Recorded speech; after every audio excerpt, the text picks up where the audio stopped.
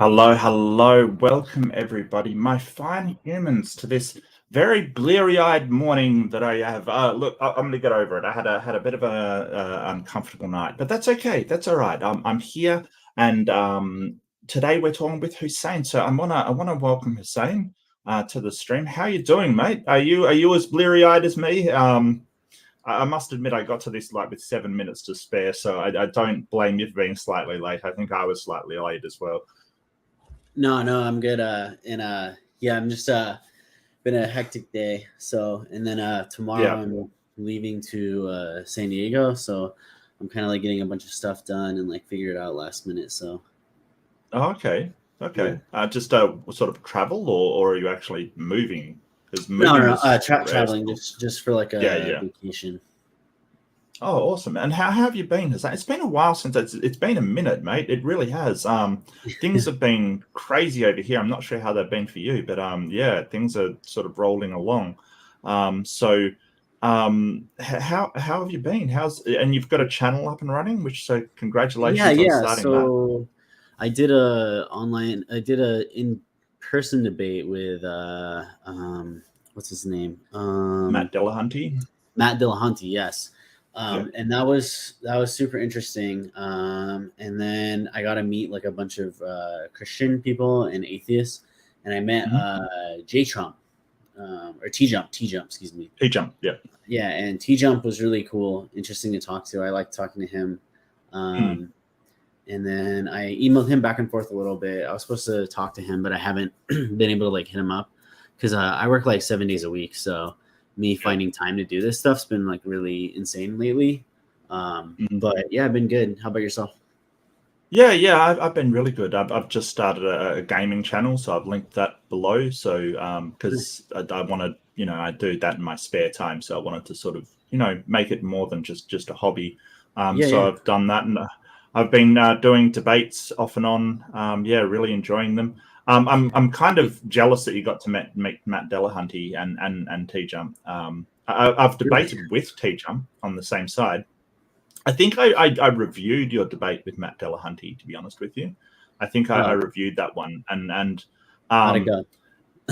well, look, Matt Dillahunty is intimidatingly smart as well. Like, sort of really, he doesn't let any logical fallacy go by. He's he's really a brute force when it comes to sort of just pure logical reasoning, like so Sure. rationality, sort of philosophy and things like that. Maybe not philosophy overall, but more just sort of he doesn't let logical errors go by, and Yeah. so you can't sort of slip anything by him that sort of he disagrees with. He'll pull you up on it, and hardly too. So I think that. I would be nervous going in against Matt Dillahunty. I don't think we would disagree on much, to be honest with you. We may do, but I'd be sort of like, wow, okay, he's very good. So what interests me about Matt is, and kind of why I wanted to have a conversation with you is Yeah, because sure. after the Matt debate, some guy talked to me on my YouTube, like he thought that I had like deleted my channel or something, and kind of came off Okay. like very like oh, like why are you running away, blah blah blah blah kind of thing. But Oh, then yeah. then I added him on Discord, and we've had some conversations, and it's been very interesting. And then much like my debate and like conversations with other atheist people I met, it kind of seems like there's some like archetypes of atheism. Obviously, like Oh, sure. Yeah. there's like this is a generalization, and like maybe a lot of people like they fall under multiple camps, if you will. But like Matt would be like the skeptic, like extreme skepticism. And so what I thought was super interesting is, and when with talking to this guy on the Discord, right, I'll be like, oh, so like, well, like my problem with atheism in general is like atheism follows or from atheism in the philosophical world. From everything I've read, there's conclusions that follow, but whenever you bring it up into a debate or a conversation with atheists, they're just like, no. I only, oh yeah, sure, kind of. This is Hero. He's my 8-year-old Shiba Inu. So gorgeous. Hello, Hero. Hero. H-I-R-O, Hero. Yeah, Hiro, Hiro. Like the yeah. It's like Japanese an autistic name. thing, but I was like, oh, Japanese dog, he needs a Japanese name. So yeah.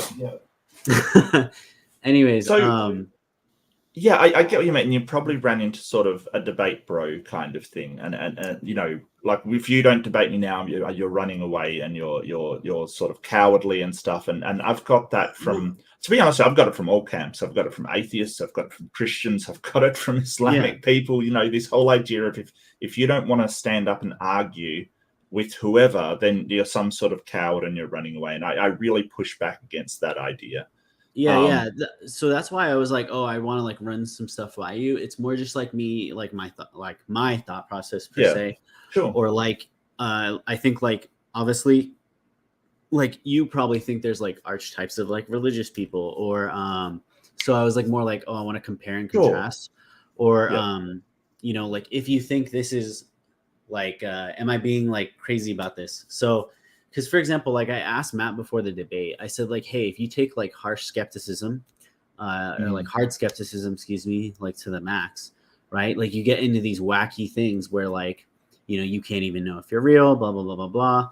And then he did admit, like in the beginning before the debate, I don't know if I should say that. Maybe I'm sure it's not that bad. He just said like, it's more like, I don't know, but like I have the perception that I'm here, so I'm just dealing with it. Does that make sense? Yes, and I know what he's talking about, and I can sort of explain what the rationale for that is. So sort of my problem with it is like there's like intellectual like things that follow from atheism, and what mind boggles me or what's weird is that atheists, when it comes to intellectual conversations, they're more willing to like accept those. But then in the day-to-day, like they would never accept those. And so like when I was debating Matt, I'm like, well, if your wife's wife said she was assaulted or something, like it seems to me like this claim is a proof. And then if you have multiple people backing up this claim and they have like a good track record, like good history, like for example, like the splitting of the moon, like there's hadiths and there's like people who researched into it and they asked like non-Muslims, like, hey, did you see the moon split? Hey, Muslims, did you see the moon split? And there's historical records from the Islamic standpoint of these people who are all of good character, either Muslim or non-Muslim, seeing the moon split, and they wrote it down. So like that to me would be like a proof that the moon split. But then Matt would be like, he's taking like very hard skepticism. Like if I don't see it, it doesn't happen. But there's plenty of stuff that you don't see that we take for fact all the time. But he's only raising it when it's a supernatural claim. And then the same thing, like, you know, a lot of atheists will say, oh, free will doesn't exist. Like we're in hard determinism then, right? But then they act as if free will exists every day. And then another thing would be like morality. Like if morality is subjective, but again, every day they act as if morality does exist and there is objective. Because like even when me and you had that debate, right? Like you're trying to say like, oh, some of these Islamic countries, they're being too extreme and harsh with women and like that's wrong. Well, like how as an atheist can you say it's wrong even like if it's all subjective? Well, so Hussein, those are some big topics that you've covered like in quick succession. I don't think I can sort of just one sentence. So let's start on the first one, and that was sort of extreme skepticism. I'm not sure. So skepticism is kind of like I know what you're saying, like basically that people sometimes go, well, I don't even know if I exist for certain. And there's fundamental reasons for that. There's these fundamental things. Like a problem in philosophy is called hard solipsism.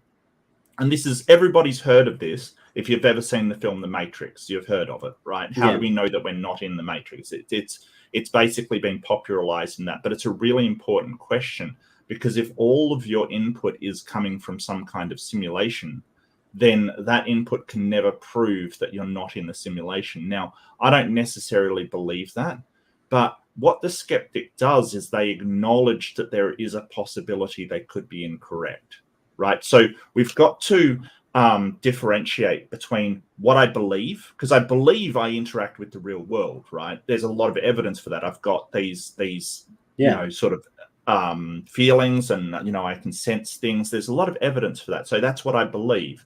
But when it comes to being 100% certain, I leave a tiny little gap saying, hey, there is, I cannot prove absolutely, so 100% knowledge, I cannot prove absolutely that I'm not in the matrix. And that's what makes that film so interesting to me. It's sort of like, if you were in this situation, you couldn't tell. But that doesn't mean that I believe it. Like, so I go, well, that's what I think, kind of thing. And don't get me wrong, there are people out there who go, hey, it's more probable that we're in simulation theory. And then they come to that conclusion and go, well, I believe we're in a simulation. No, I don't believe that. I don't think there's enough evidence to demonstrate that. And so I'm skeptical of that too. That's the thing. Like, it's not like I'm saying, hey, I'm skeptical that we're real, so I'm going to believe that we're not real, or, you know, this world isn't real. I'm skeptical of that too. I would need evidence that that is the case. And I think sorry, I was just going to say, like, I think this is the problem when I was trying to debate Matt, is like, I wasn't appearing to, it's something in epistemology, but you're saying like, like the belief in God is like more probable, and trying to like explain it that way. And I guess like, the belief in God is more probable. I think you've sort of like mixed that up a God things exists, there. like that a God exists. Sorry, not the belief, because people believe all the time. Yeah, right? yeah. Like, So a God existing is more probable. I don't believe that. I don't have evidence for a God. So or not strong evidence for a God. I think it's more probable that this world exists than a God exists, because at least I've got senses that sense the physical world around me, but I don't have senses that sense a God. So I think you wouldn't have like senses that sense a God, but like, okay, so the way that I would explain it is like there was existentialist philosophers who are just like, oh, well, like if God doesn't exist, like you can't like, you know, how do you know you're real? And then like they kind of tackle that issue. And then like Nietzsche, I think he had problems like trying to figure out if he even exists or not in a way. And he like rebuked like Descartes when they're like, the I exist, therefore I am kind of thing. So like, but people use philosophy all the time. And I think like philosophy or logic is a way to access truths, for example. And there's things like we believe, not only just intuitively, but like philosophically, or we accept maybe axiomatically. And if there's a, for example, like the whole, like, you know, oh, if there's a God, if the world was created, then there's a creator, you know, like that's like more probable than like if the world was, you know, created, there's not a creator, right? Just based on how we like intuitively know the world and universe functions, and like things within the universe function and stuff like that, right? Well, let me talk about that, because intuitions can be wrong, right? The intuitions aren't a reliable way to evaluate the world. I might walk by a dark alley and see a shadow move and go, oh, but somebody in there, I might be in trouble. That's my intuition talking, and that can be wrong. It could just be a cat. You know, it's not a really good way to evaluate what is true and what is not true. Axiomatically, you're correct. We make some presuppositions about this world. We sort of say, hey, I presuppose my senses are true because they're being presented to me and I don't really have a choice. So we sort of axiomatically say, hey, our senses are correct. At least, you know, mostly correct. They can be wrong. Don't get me wrong. They definitely can be wrong. But, you know, things like how logic works, we just say, hey, that's an axiom, a starting point, because you can't use logic to prove logic. Same with induction, right? The fact that it's sort of every time you go to cross the road, you see traffic coming, and then it's not safe, and then it's safe when there's no traffic. That's induction. It's saying, hey, what's happened in the past will keep happening in the future. But there's a problem with induction, and that's you have to use induction to prove induction. So we kind of just presuppose it. And these are presuppositions, and when we form them into sort of a core set of beliefs, you have your axioms, you have your base level of operating. But the idea that God is an axiom, that's fine. Like that's what the Christian presuppositionalists do. They sort of say God is required for morality and all these things, therefore I'm going to presuppose God. The problem comes with that when I presuppose something like my senses and say, hey, that's my axioms that my senses are true, I have to acknowledge there is the slightest possibility that I can be wrong. Yeah, sure. And you can presuppose whatever you want. That's the thing. Like axioms are just your base level of operating, but it doesn't mean anybody has to acknowledge that is actually true, because when you presuppose something, you don't really have a foundation for saying that it's true. Yeah, I get what you're saying. The reason I thought all of this stuff's kind of interesting, or like what's been racking in my head, is like, and I kind of like shotgunned that out. It's not necessarily to like have you answer all those per se. It's more just to show like this is weird that in the way, like there's a schism, right? Like psychologically speaking or something, the way to say it, or pop culture psychology, I guess my way of thinking of it is like, so there's a way atheists like intellectually talk about these ideas, and then there's the actual way they behave, and the way they behave as if like God is an axiom. So like they are supposing that there's because like, so for example, right, like most atheist leaders, thought leaders, they'd say like, oh, well, you know, if God doesn't exist, we don't have free will. It's like hard determinism, like morality subjective. But then in everyday operation, though, they do act as if there's like objective morality. They do act as if there's free will. They do act, which all those are contingent on a God, you know? So it's me like wondering, like, you know, the things Christians sometimes they're like, oh, do atheists actually believe? And I tried bringing up that with like Aaron Ra, like the debate. I don't know if you saw that, but like there is a study where like 1 to like 5-year-olds were questioned, and like the majority of them, all of them believed in a creator God. And then they also showed like how, because a common complaint would be like, oh, well, babies don't understand a lot of things, blah, blah, blah, blah, blah. But they tried to show like another study where babies intuitively knew about like causality. So they like suspended objects over a table, and the table was moved violently. And then because they were suspended, the objects didn't move. And so then the babies were shocked because they looked to watch it, you know, move, which implies that like the implication, right, is that these babies actually do intuitively somehow understand like the laws of physics, right? Like they understand that the objects would move. And then so like they also have that intuition that God is real. So to me, it's just like interesting that from my perspective as like a theist, right, as someone who like acknowledges God's existence, like I feel like there's all these things people do as if God exists, but then they're saying that God doesn't exist. And then there's studies that show like human beings intuitively almost know from a young age, and then for some reason they just like reject God. Does that make sense? Well, yeah. So you don't need to be an atheist or a theist to disagree or agree with free will.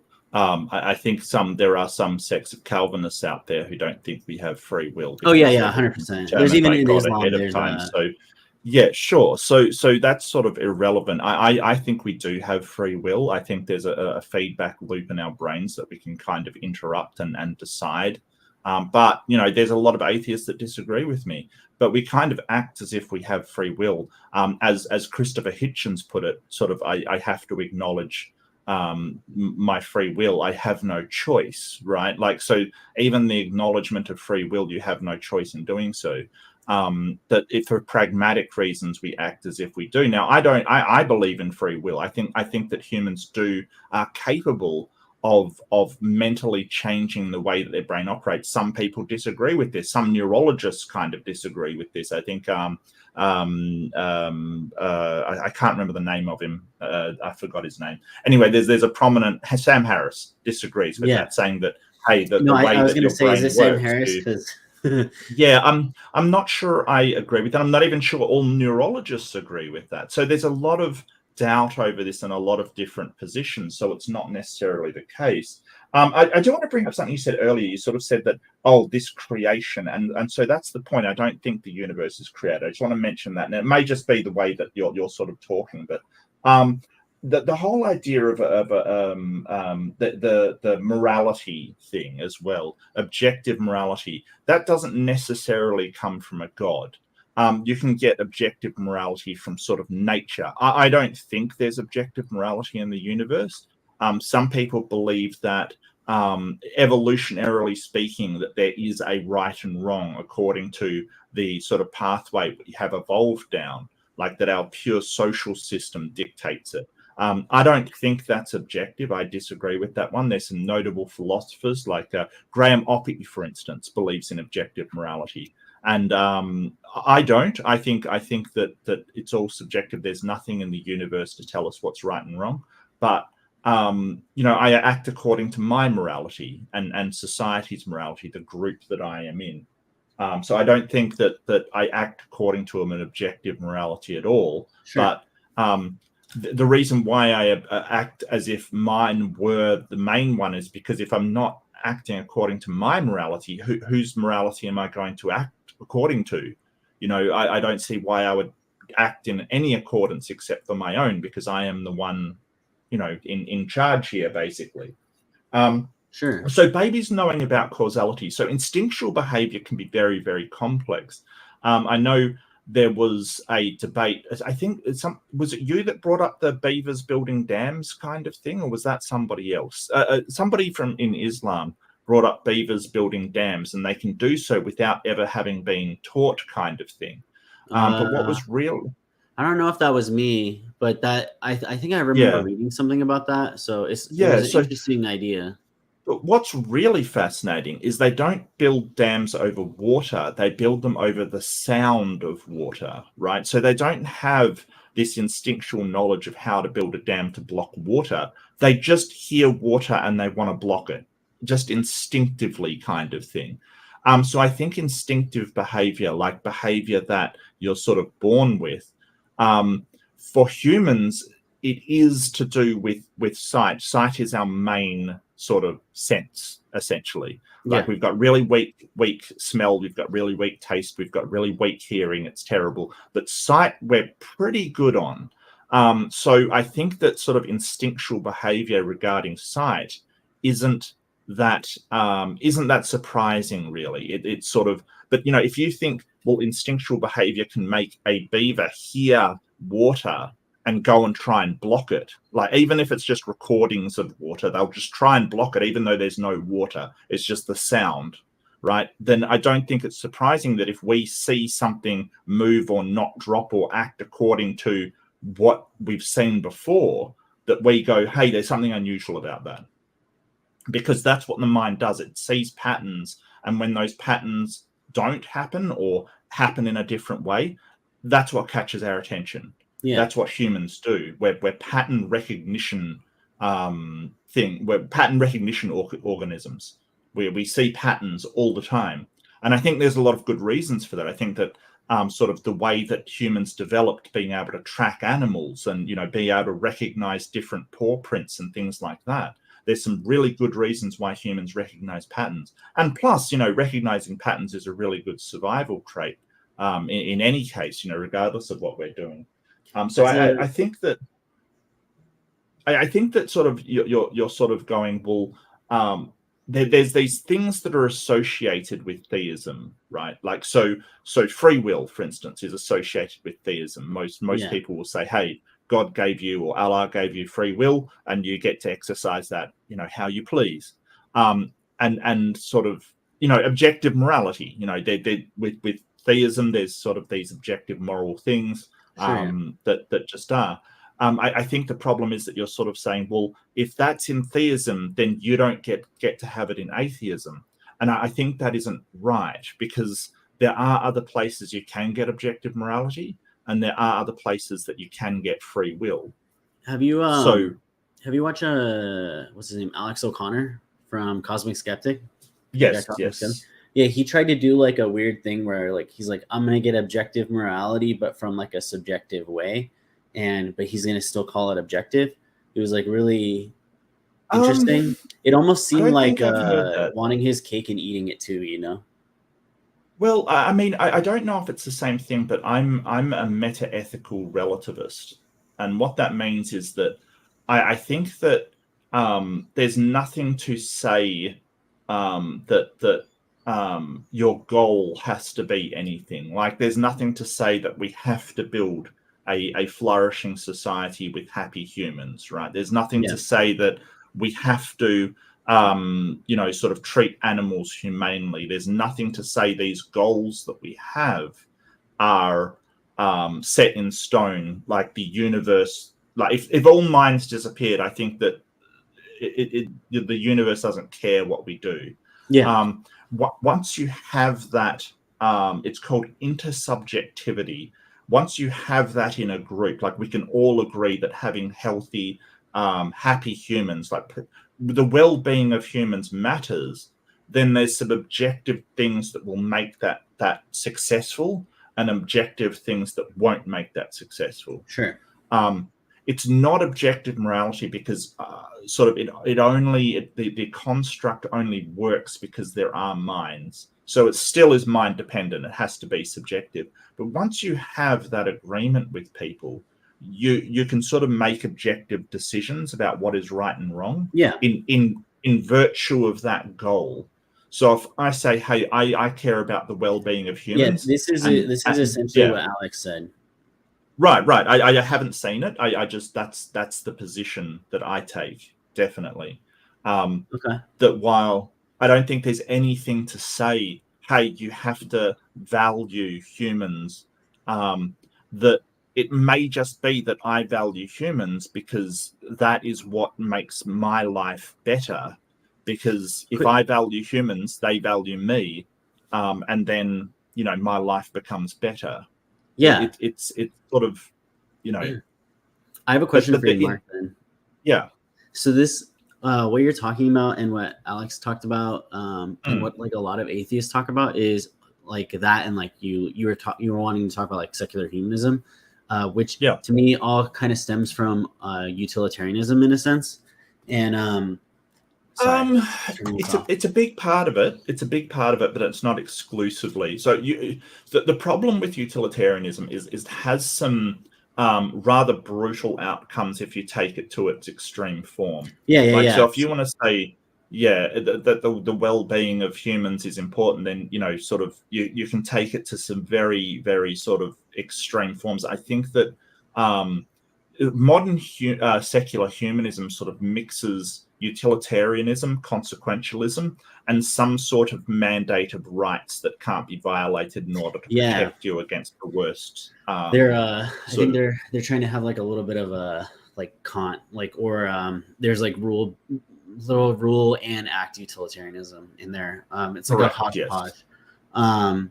So I was talking to my friends who are atheists, for example, and I was saying like, okay, so like in modern like liberalism or secular humanism and like utilitarianism, there's thing like consent theory and stuff like that, right? Which is great. Like people should just to say like people should want to consent to things, right?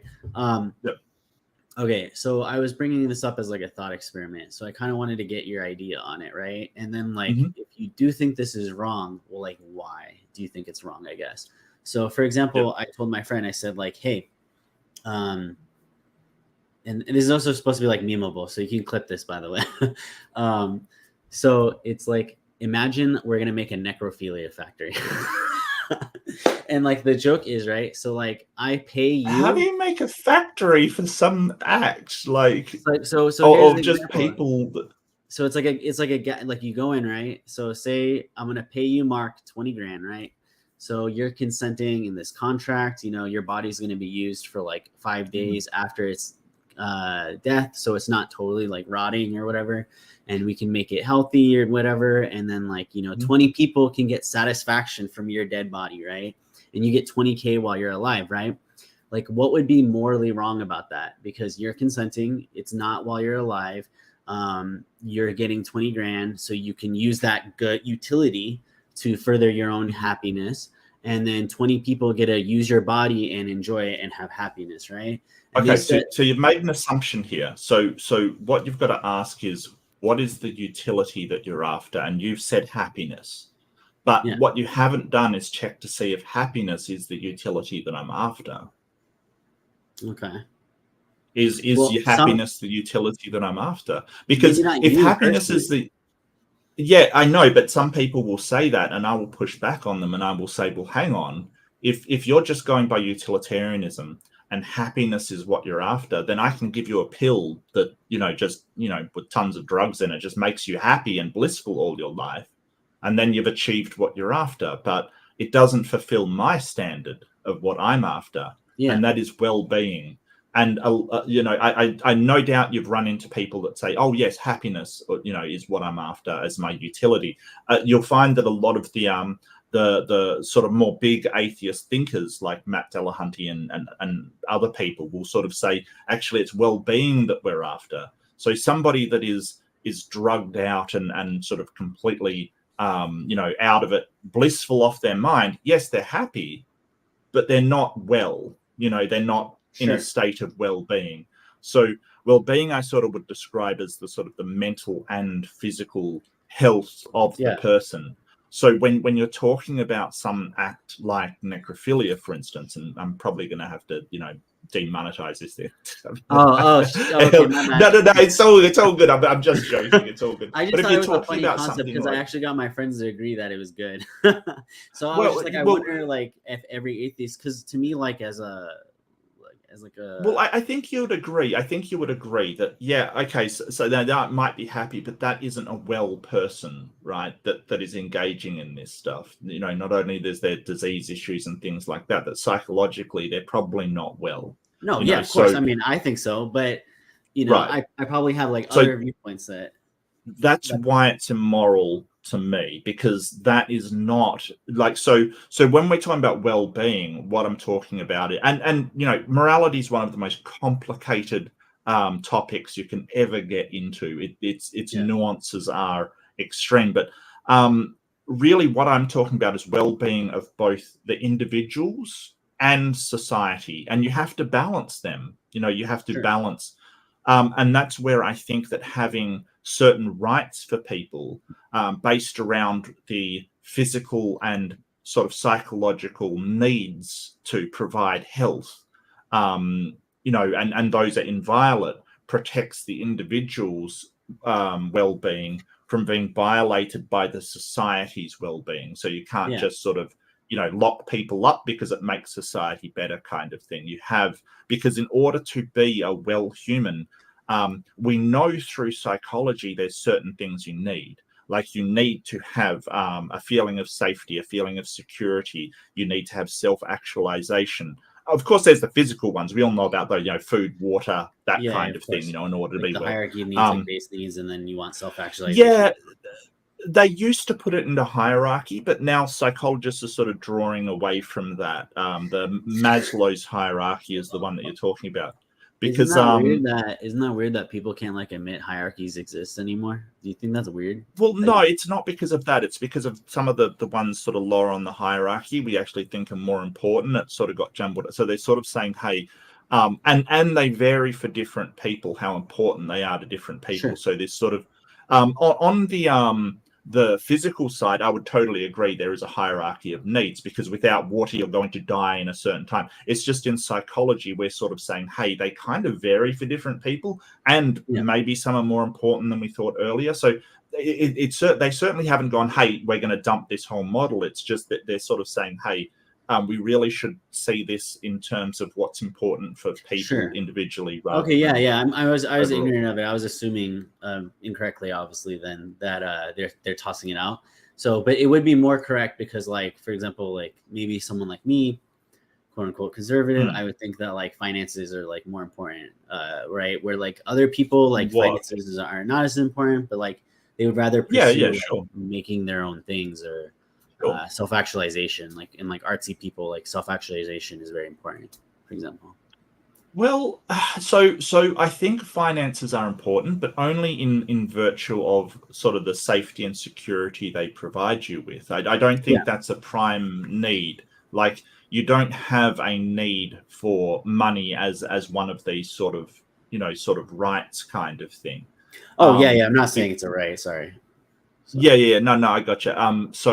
But it definitely is important for providing you with sort of food, shelter, all of those things. So it's incredibly important, because it is in our capitalist society the thing that does provide you with some of these very important needs in society. So I certainly wouldn't diminish the importance of finances. It's just, so I just want to differentiate that between the actual needs, which is the food, water. So I think that everybody has a right to those, though, so that no matter how sort of capitalist society gets, you can't deprive somebody in society of their food, their shelter, and these mental things.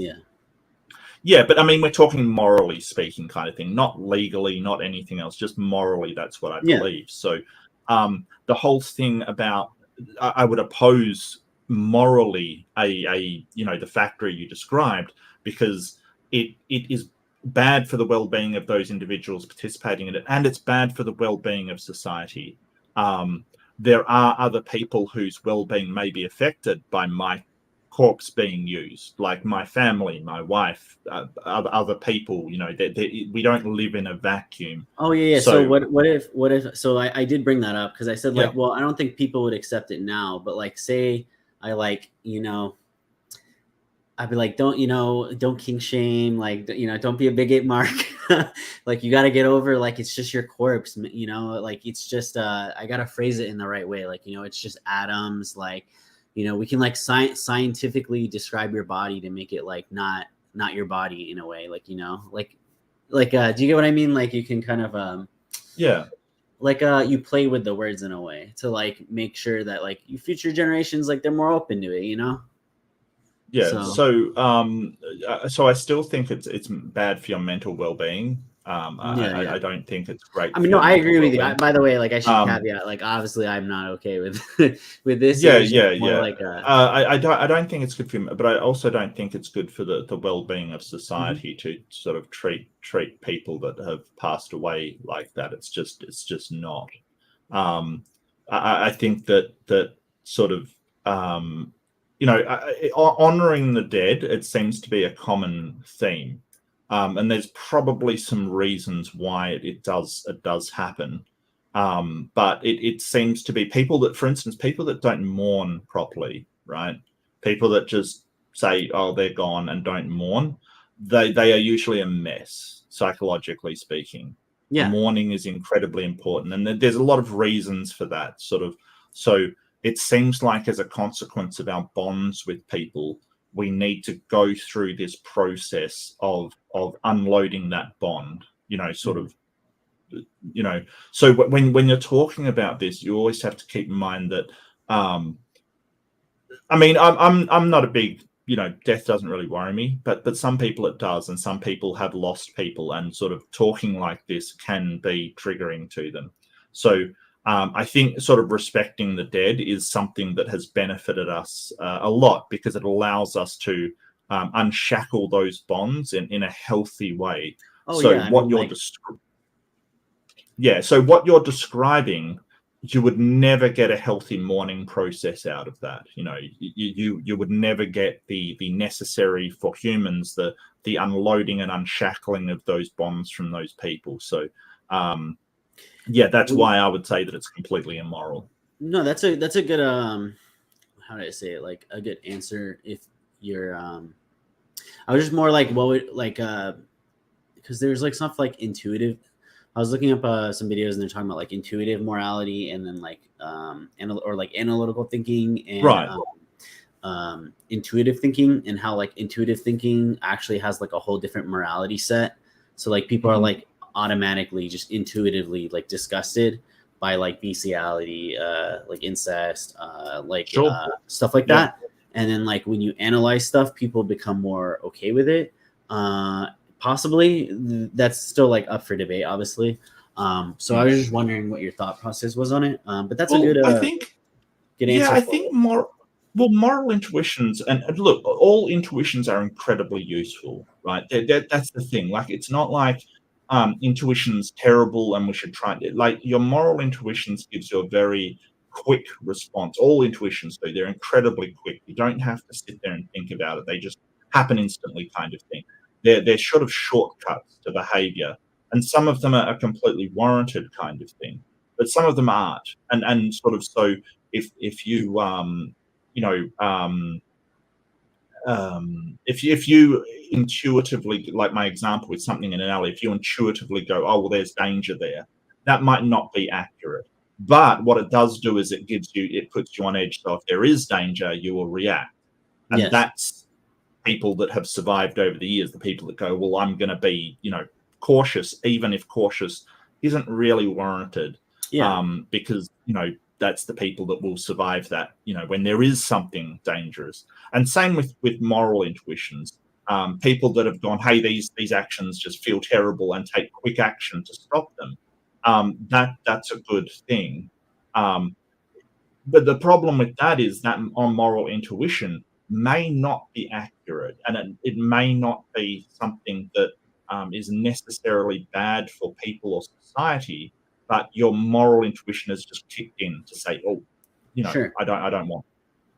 So I guess like the reason I was like thinking about those things too is because like they did like a poll, and like people within like secular countries, like Western countries typically, like they were okay, for example, with like people like copulating with a chicken. Have you heard of that study? And then eating the dead chicken. No. It's like a study, and like Westerners were way more okay with it. And then like to me, it just seems like there's trends, and if these trends continue, like it seems problematic and like rots society. And if we don't, how do I explain it? More people, maybe they're not religious, but they're spiritual, but they're still obviously like buying a lot of like the secularism, which I don't have a problem with if we're also teaching ethics. But like America, for example, I'm in America, right? And they don't really teach like ethics per se, or like a way to behave in a sense, I feel like. So, where's the stopgap? Does that make sense? So like, me and you both can agree like, oh, bestiality is wrong, like intuitively, or, it's not well for those people. Like there's stuff psychologically wrong. Like, are we going to be like, I guess like, what is the stopgap? Like, is people in academia going to be like pumping out articles like, hey, by the way, I know, most people don't think bestiality is okay, but it's still not okay. Or like, do you get what I mean? Yeah. Well, I mean, I think that's sort of a slippery slope argument that you're sort of saying, hey, if this occurs in society, and then it'll lead to this, and that's not necessarily the case. I think. I hope not. Well, yeah. I mean, I guess but there's no reason to think that.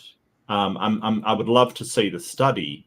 I kind of found an article on it, but it sort of is criticizing his methodology. It was Haddott's methodology, and it wasn't really West and East. It was between liberal and libertarian. So let me look at it. Man, I wish I found it. Yeah, that was the thing. Is like, I'm sorry, I was supposed to come here with like some of these references for the studies, like the childhood one I thought was interesting to talk about. Cool. That one was interesting to talk about. And then there was one about how, do you know the one like that, it's like people dared God to do stuff, and then atheists had like the same reaction as people who are theists. So it's kind of like calling into question, like, do atheists actually believe that God doesn't exist? Because if so, why are they having such a strong reaction to it? Instead of just saying like, I wish. It was I wish statements versus like daring God to do something. Do you know what I'm talking about? I don't. Yeah. So okay. So there's a lot to unpack there. So what you're sort of describing is sort of a soft atheism versus hard atheism, or strong and weak atheism, if you will. So sure, yeah. Like I can believe everyone is soft atheist or agnostic, because there's people like agnostic seems like a true position to hold, like or a rational. Well, no, that philosophy of religion would definitely disagree with you on that one. So the proposition in philosophy of religion is, does a God exist, right? And there's two positions to take, yes and no, right? So that depends on how you're defining atheism. True. But in philosophy of religion, it would be yes or no. one's a theist, one's an atheist. If you say I don't know, then you're not taking a position on the question, right? So there's only two positions take. Differently in mainstream society, we'll say an atheist is just someone that doesn't believe in God. And that may be an agnostic in philosophy of religion, but just in everyday conversation, that's how people use the word. And either is fine. Atheist is a polysemous word. It can have different meanings. It's fine. So what I'll do is I'll sort of separate to like sort of ignore philosophy and religion and say sort of strong atheism and weak atheism. So weak atheism is like your agnostic. It basically says, I don't know if a God exists. I find no reason to believe it. So therefore, I don't believe that God exists. A strong atheist will say, I believe no God exists. I actively think that this is, I believe there is no gods. That is what I believe. Not just I don't, believe in a God, but I believe that that no God actually exists. It's the difference between not knowing what's in a box and saying, hey, there's nothing in that box. There's literally nothing in there. And I would take that there's nothing in a box position. So I actively believe there is no God. Those are two different positions. And so we split them up. But atheists are not reacting to the God the same. This is where you've sort of gone a bit wrong. We're not reacting to any God.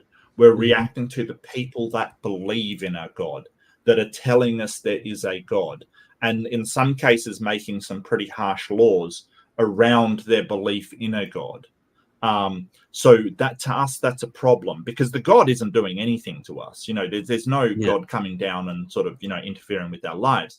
It's unfortunately the people, some people just, you just ordinary people on the street. You've got no problem with them at all. So this idea that atheists have a problem with God, the problem isn't with God. It's what the people that believe in a God are doing, and not all the people, just some of the people. Yeah, that's what. So when I wanted to say like the archetypes, like there's definitely like a Aaron Ra atheist, I think, and it's more like it's like if I had to like stereotype, right, and I'm just saying in general, right, not for everyone and all that stuff, but it seems to me like it comes from a place where like they dislike what people have done in the name of religion and how people have maybe treated them who were religious, and they were and they may have used religion for evil, right? Which to me like doesn't necessarily say like if a religion is true or not, or if like God exists or not. It's just like a tragic thing, right? Like people doing evil things regardless of the ideology. Like people have used like liberalism to like bomb people in Afghanistan and Iraq and like give democracy. You know what I mean? So like, I'm not going to say like, oh, liberalism is inherently wrong because of these actions. Like, I think that's kind of like a childish behavior. Does that make sense? It's like the same thing. Okay.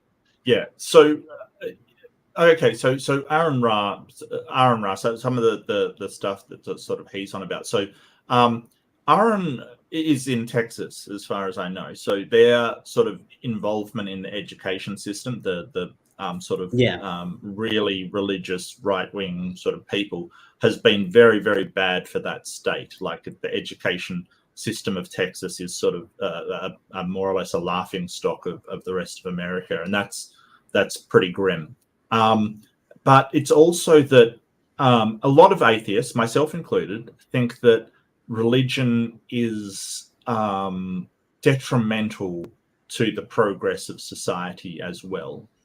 And the reason why that is because when we say, well, what created the universe, or how did the universe form, or how did the universe come into existence, and we say a God, it kind of stops the inquiry.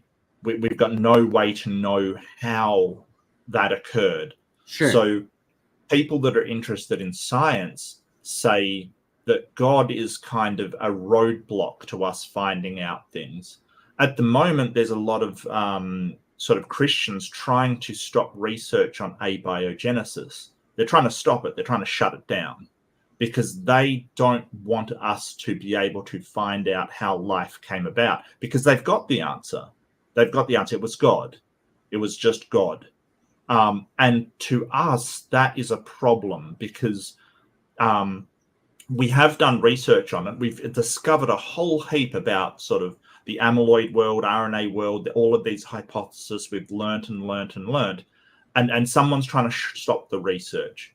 And well, yeah, I mean, I think that's problematic. So yeah, so I it's just not also all... think like my problem there. I think there's two sides here. So like, this is what happened with like some of my other friends where like they're really into science too, and I tried explaining to them like you really should take a philosophy of science course because like it talks to you about how like some of these things like are essentially beliefs or they could be biased, and so you need to, if you're going to believe something, like critically investigate these theories and studies, for example, like you're saying, and so I have no problem, but there should be like a middle ground here, right? Like you shouldn't be blocking research, but you shouldn't be like wholesale. How do I explain it? Like wholesale twisting or maybe lying or stuff to like push a narrative or a bias, I guess. Does that make sense? Oh, absolutely. Yeah. And science has problems. Like nobody's going to say, hey, science is perfect. It's got no problems at all. There's problems with replication studies. There's problems with, things making it past peer review that shouldn't have made it past peer review. There's all there's issues with corporate funding and outside sort of influence and things. There's all these problems. But at the moment, it's the best thing that we've got to distinguish what is real from what's not real, and basically be able to advance our technological process. Yeah. If anybody's got a better way, have at it.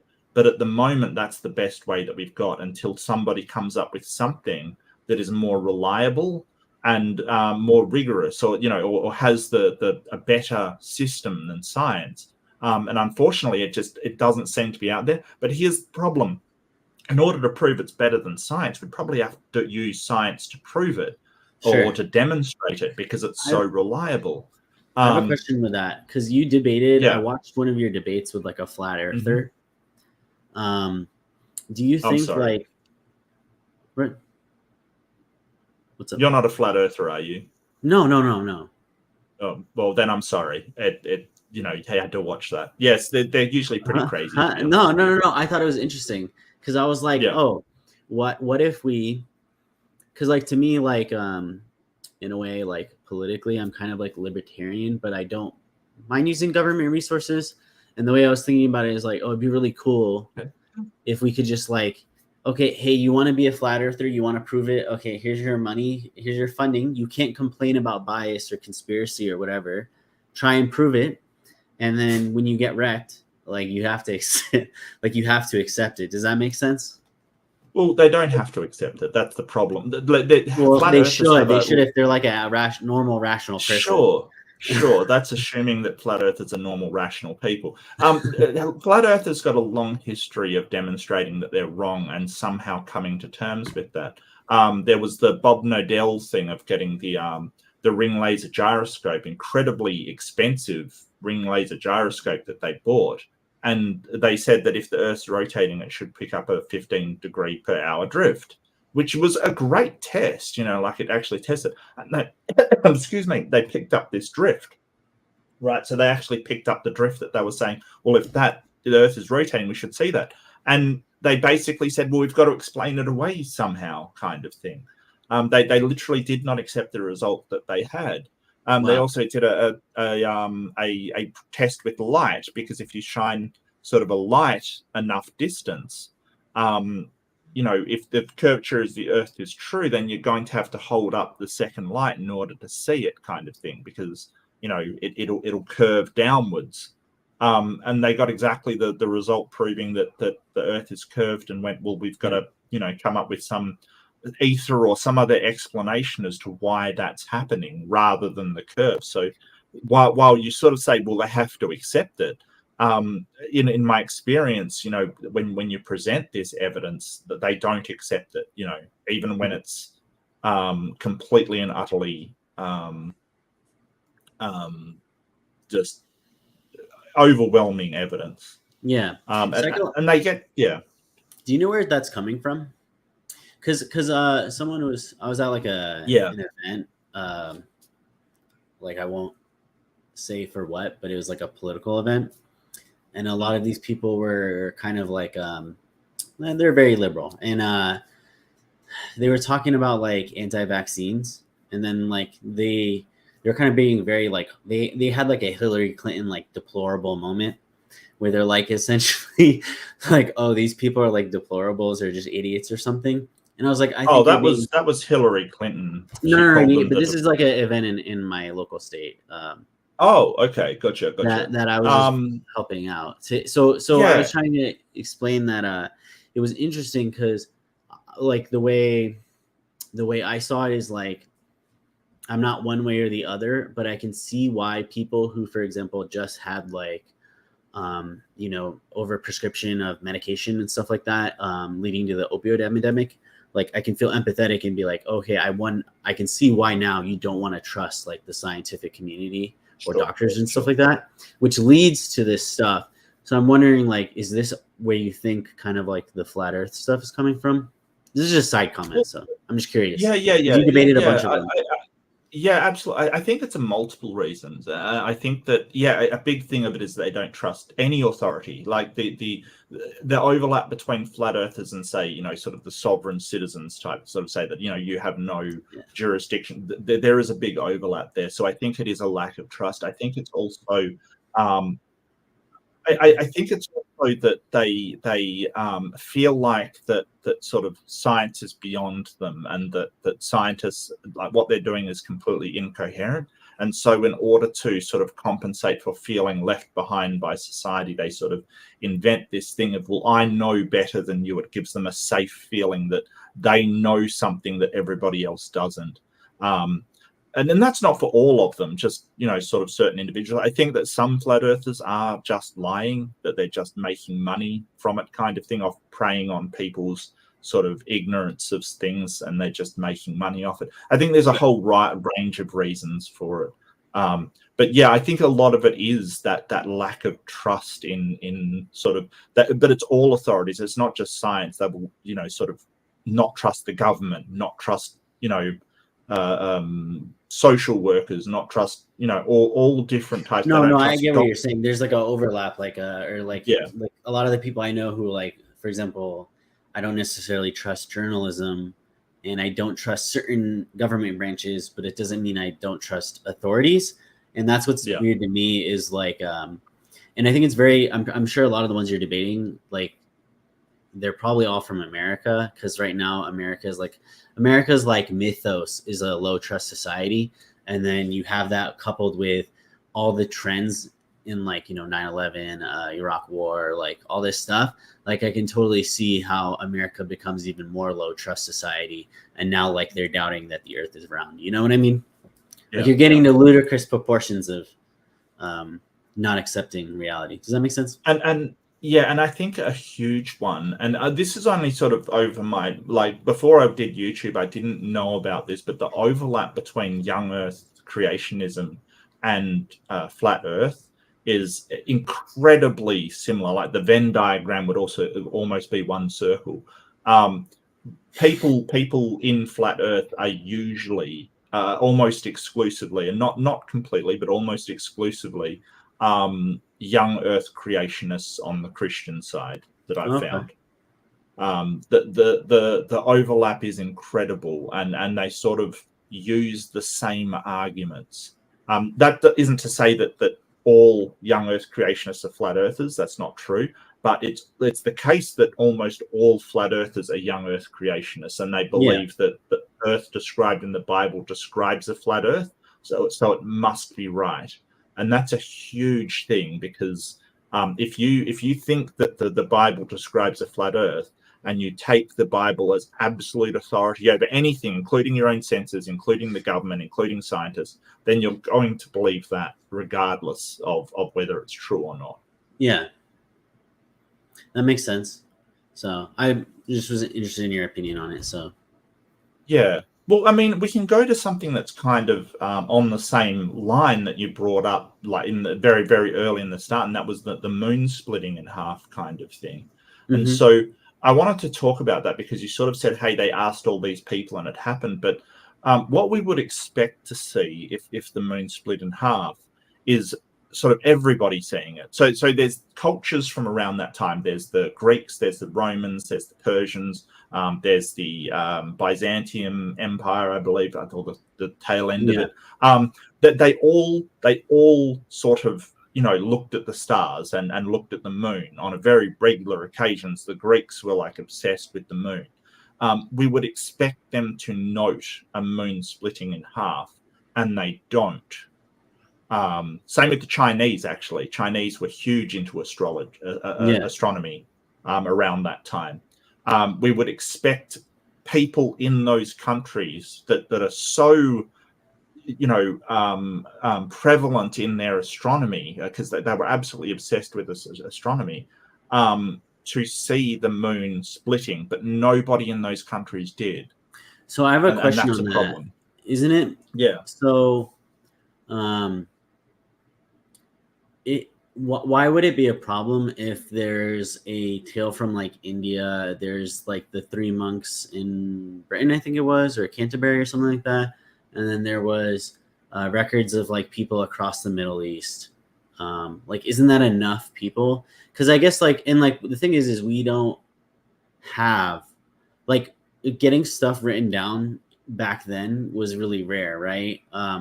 So I don't see how like that would necessarily be a problem. Just like, for example, like I could say like in you know, in evolution, where I say like, well, where's the interspecies between the common ancestor of like us and quote unquote apes, and then like, you know, where is this mythical interspecies that we haven't discovered, right? And then the problem is like, I do have to admit though, it'd be wrong of me to do that, because the fossil records in general are like rare to come by, just like written documentation of like everything that happened is rare to come by.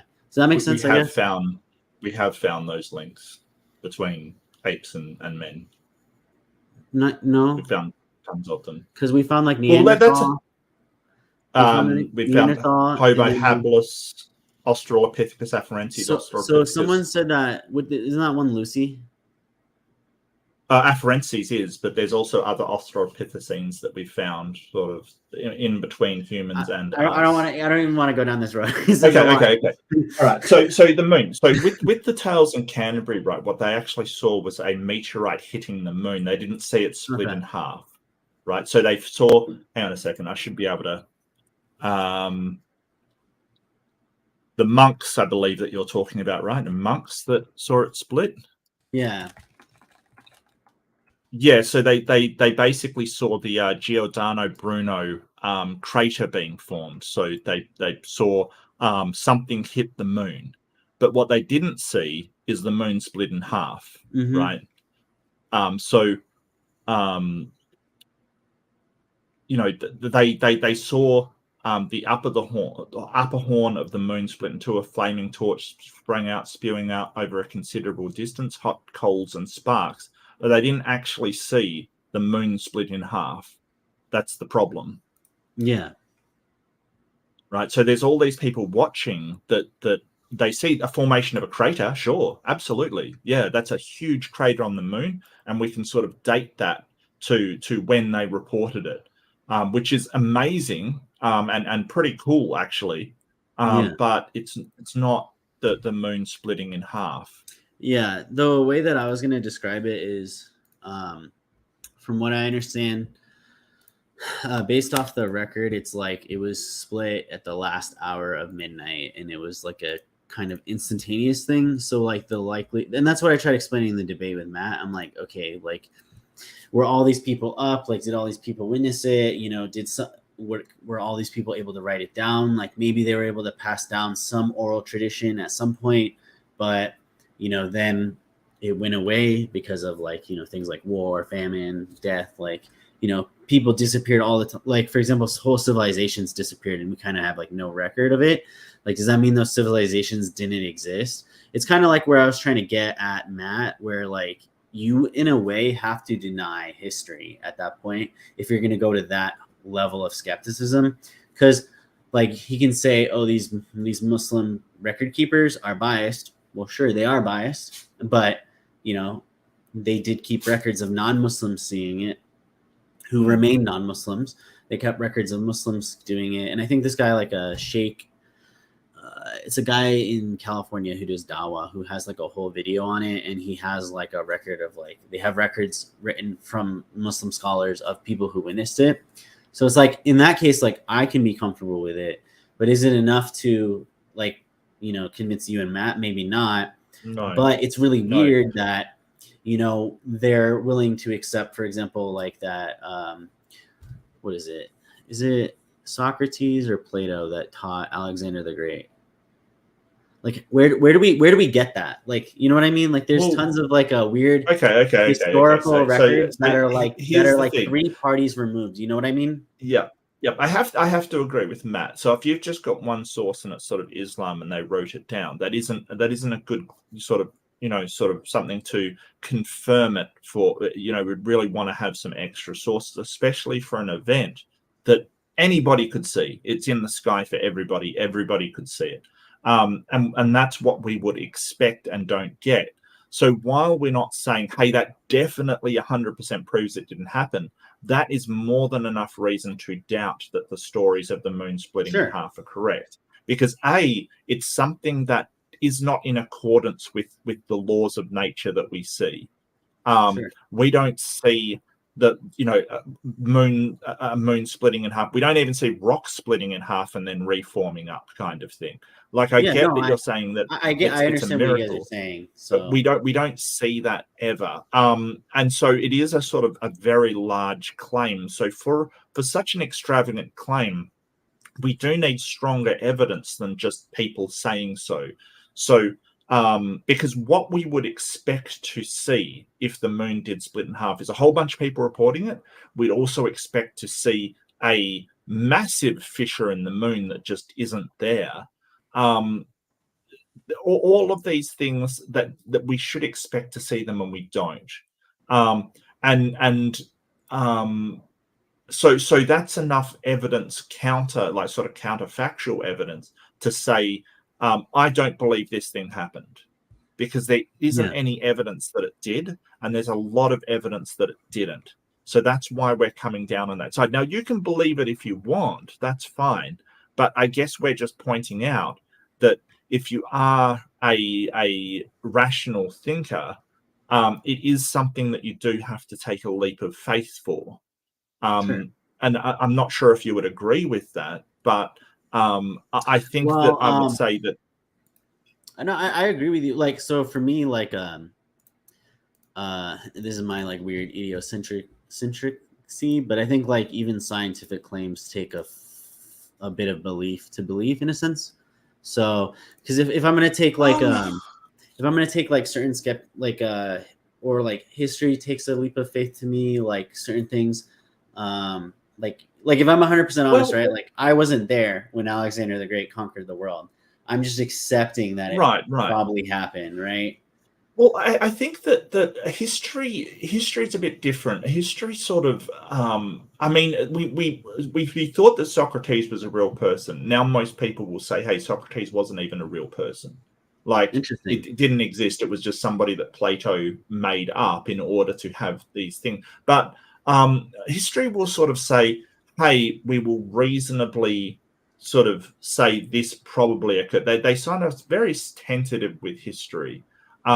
Just because of the way that history is written. For instance, for a long time, we thought that Richard III murdered the twins in the Tower in England, mostly because Shakespeare wrote a play of Richard III, of this guy murdering the twins. Now we probably think that Henry Tudor, who came in and usurped Richard III, made that up, right? He just made it all up, basically, because the history is written by the winners.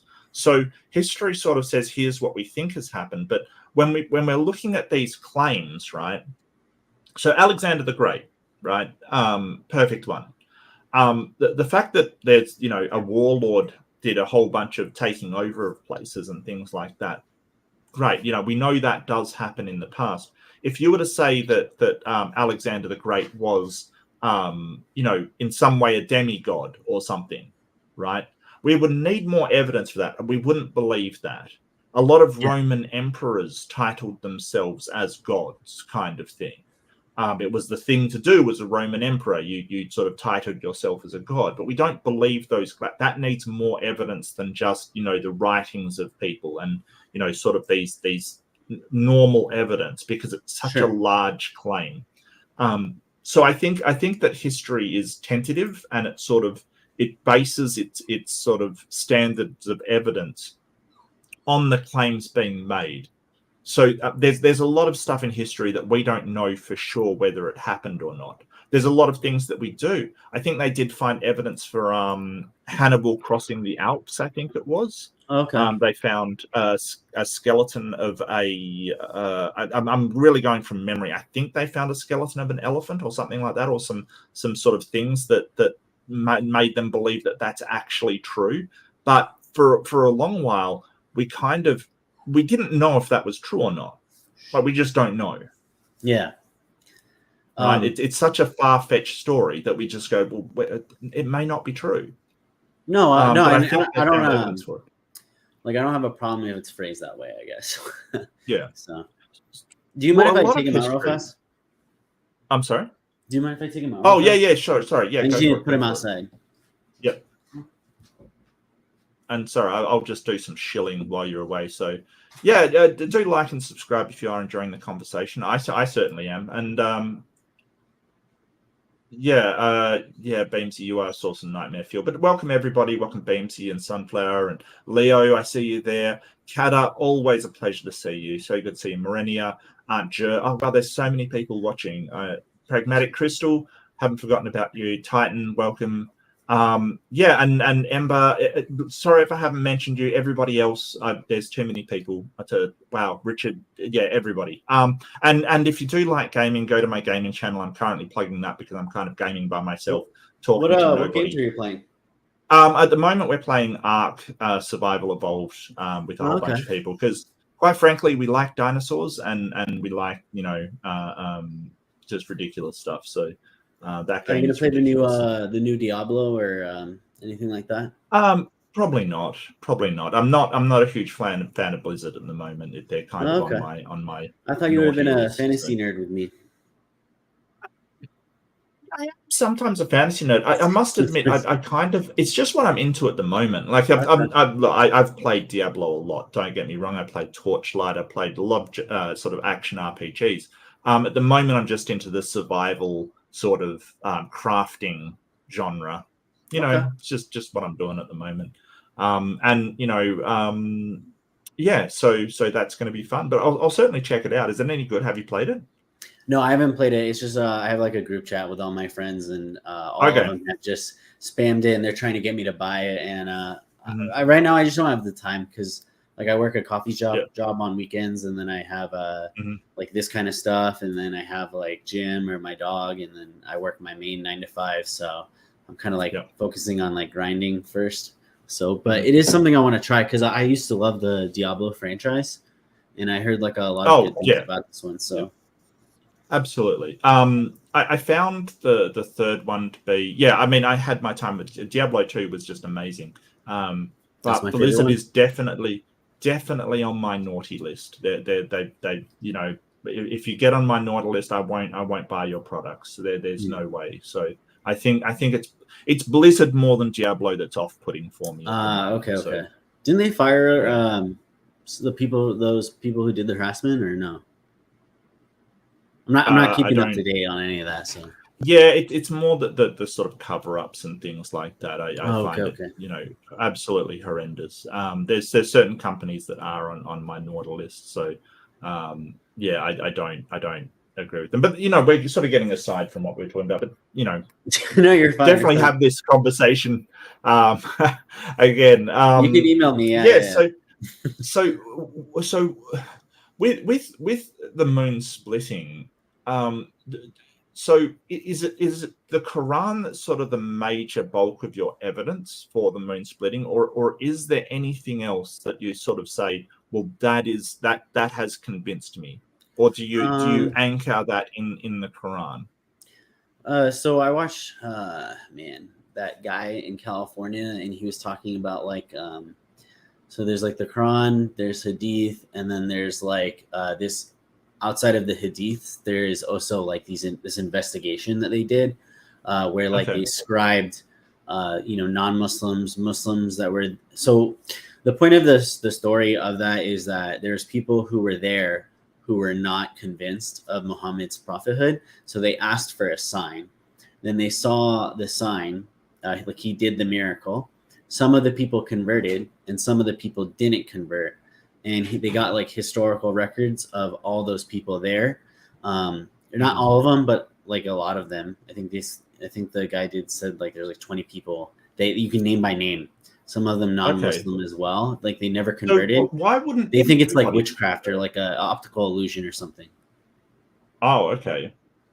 So why wouldn't everybody convert if it was such sort of incontroversial proof? Because I mean, this is kind of like when I asked like Matt, like I said, like say you did something, and then there's another atheist who said this, where like even if God talked to him directly, like he wouldn't know if he should even believe it, which comes into like next level, like weird. In a sense, so Matt sort of got this thing of he wouldn't know what would convince him, and I kind of, I mean, I do respect that position, that if you honestly don't know what evidence would convince you, I think that is at least an honest position. I would probably be a bit more specific with my criteria, but I get what he's saying, but why are we? And here's the thing. We've got a bunch of people, and he shows them allegedly a true-to-life miracle of splitting the moon in half, and the moon goes back together. There's a bunch of people that say, hey, that actually happened. That's a miracle. Believe him. And a bunch of people that said, hey, that looks like an optical illusion. That didn't actually happen. It's just a trick. Why are we believing one side over the other? Well, yeah, I mean, you can believe either or, right? Like, I mean, I'm not saying you have to believe it happened or not. It's just like, obviously, I accept the other axioms, if you will, like that a God exists, right? So, what's the axiom is that a God exists? Yeah. Like, I think like the contingent argument is like a really good argument for God, which is kind of why I used it. And I think it also goes to show how Christianity, or at least the triune God concept in Christianity, is a falsehood. That doesn't even make sense to me, to be honest with what, the Trinity kind of thing. Yeah, it just doesn't make sense to me. I don't understand how it's supposed to logically work. It doesn't make sense to me either. So the contingency, I don't understand why the contingency, like, so God's a necessary being. Yeah, it's the necessary being argument, essentially saying that like everything is reliant. I think Aquinas did an argument of it where it's like, for there to be laws of nature, like there has to be a lawgiver, and like those laws, like the laws of physics, for example, would be contingent on like a lawgiver or a God creating like the fabric. And there's like some physicists who like they think that like God is like the laws, or that is a proof of God. Does that make sense? Yeah. It's just sort of so when we're considering contingencies and necessary beings, number one, without necessary, it could be confusing them. It's been a minute since I did that debate, so that's sort of the cosmological argument kind of thing. But the problem with that is you can have something necessary without it being a god. Like, for instance, if the universe never began, then it's a necessary precondition, and it's not a god. Yeah, so I've heard that, and there was like some interesting answers. I think, have you talked to was it T-Jump? That's his name? Not extensively. I did a debate with him, like he was on the dude. 2v2. You should have him on. He was so interesting. So he's like telling me like there's all these atheist theories. So like one is like, this is interesting, him as an atheist saying this. So he's like, oh, heaven exists, but God doesn't exist. So he said because I said like, isn't there something that shows, or like now with physicists, they're trying to say like space time, all this stuff's illusion, and that actually like your data, like your brain or your soul is like a data, and something does transfer, and they can show that. So like there could be a heaven, and we're getting our memories or like our consciousness moved to a different plane, but like it doesn't need a god, like it doesn't require a god. There's a bunch of weird stuff like that I was talking to him about, but he was very interested. What is this, Mark? You should highlight that. Yeah, Leo's just made a point, and he knows way more about philosophy than I do. So, contingency. Oh, sure, is not dependency. Well, people use it interchangeably. I thought, like, I've heard it both called the dependency argument and the contingency argument. Well, so I mean, technically, there's nothing saying that an atheist couldn't believe in some sort of heaven without a god. It would be unusual and a bit weird in my mind. One sort of is. I don't know if he actually believes that, by the way, I should say. No, I don't think so. I don't think so. I just think that he's saying, hey, it's possible to believe that. Yeah, and you can believe in all kinds of things. You can believe in mystical things and supernatural things as long as there's no God involved, which is sort of the necessary being, creator of the universe. There's nothing stopping you as an atheist. And a lot of atheists do believe in a lot of weird things to me.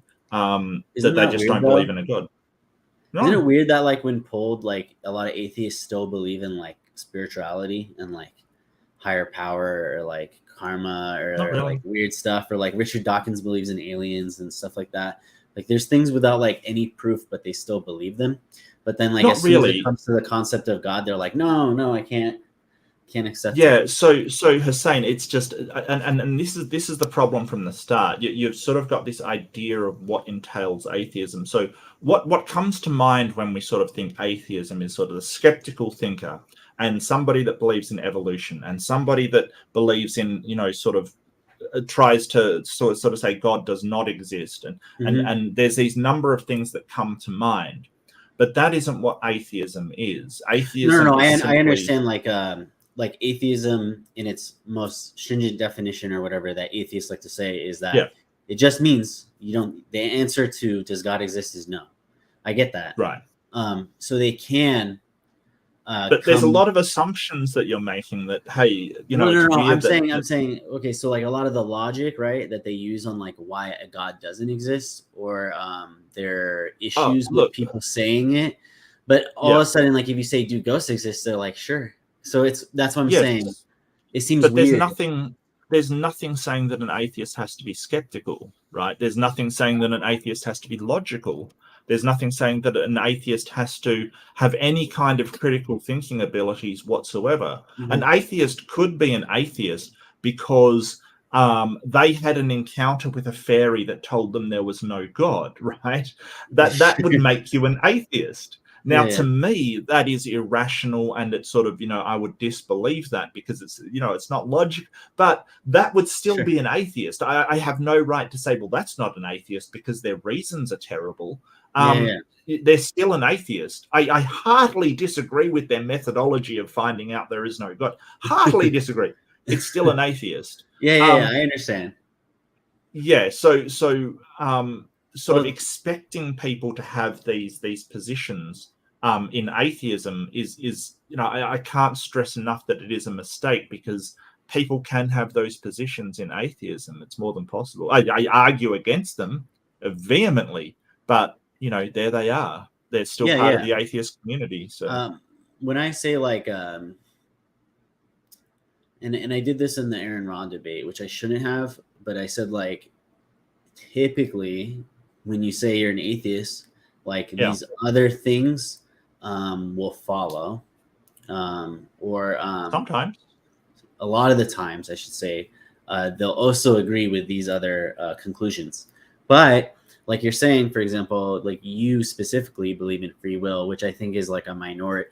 From my what I've seen, seems like a minority opinion within the atheist community. So most people don't think about it.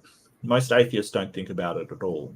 They just get on with their lives and just live, sort of lives not thinking. I mean, the unusual thing about the atheists that you talk to on YouTube and sort of Aaron Ra and Matt Delahunt is, because they do think about this stuff. And, you know, I like to think about this stuff, but I think that most people just go, well, I don't believe in a God, but there's this life in front of me. I got bills to pay. Yeah, you got to live it, yeah. Right. And they just get on with it. And if you say, hey, you know, what do you think of free will? They say, I don't care. Like, I just don't care. You know, like, and to me, it's sort of like, well, shouldn't you care? But, you know, I don't expect everybody to believe. So I think that most people don't really get into free will stuff. Yeah. I would say that yeah, I'm probably in the minority about free will. Yes, probably. But free will's, it's one that there's no way to prove determinism and there's no way to disprove determinism. So it's kind of those people that ignore it, they kind of have a point, because if there's no way to get to the solution of it, should we think about it? Maybe not. Maybe it's a waste of time. Maybe it isn't. We don't know until we figure it out. But, you know, sort of, so there's these problems with like hard solipsism, the matrix problem, right? How do you know you're in a simulation, right? We just have to get on with the life that we have, because that problem, not only can it not be solved at the moment, but it may not be solvable at all. But the reason why we think about it is because we can never tell whether a problem can be solved or not if we don't think about it, right? So, you know, yeah, that's why we think about it. If it can be solved, we solve it. Yeah. What I want to ask is, did you get a chance to look at that link? I sent the link. It was, I don't know if you want. I don't know if you want to go over it. I feel like I'm hijacking. No, you're right. If you want to look at it, I was very interested to get your idea of it. And then Leophilus, I think, is that his name? Leophilus. I was supposed to debate him like 2 weeks ago, but I got trapped in like Tucson, and then then like Nadir stopped answering, so it was going to be like uneven teams, if you will. So tell him like hi, or I should say hi, dude. So okay, was that on modern day debate? Yeah, modern day. Yeah. So okay, yeah, yeah. So you know, the question is why the atheists get emotionally sort of activated when sort of denying a god. You've got to sort of ask why. The people that I find, well, excuse me, they're not denying God. It's if the study is like, they're saying like, I wish for my sister to get hurt, and then like the other one is like, I want God to hurt my sister. So like the God statement in every action gave like they said like an emotional arousal or something, which was interesting. And then so the psychologist comes to the conclusion that like their skepticism in a God is not actually like fit how they truly feel. Okay, but I don't know like this person's bias. Like I don't know this person's like, you know, goal, or like me, you know. Do you get what I mean? I don't know how the study was even done. Just switching, see if I can log in through my uni. I don't know if you want to like display it. I thought it would be interesting to go over like I mean, hopefully like all these topics. Yeah. I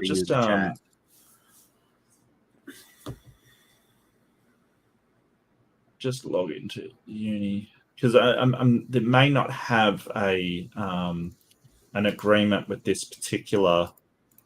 Because the university I'm with, like they'll have agreements with all of these places for stuff. Yeah. Do you have access to the full article? I'm trying to find it. Abstract. Context for yeah, I don't think I have. It's one of those you have to buy. Yeah, I don't think I have access to this particular journal at the moment. I'm trying to find it because they have it in another one at ResearchGate. Okay, well, let's just grab the here we go. Title. I might see if I can find on maybe Google Scholar. Okay, ResearchGate. Yep.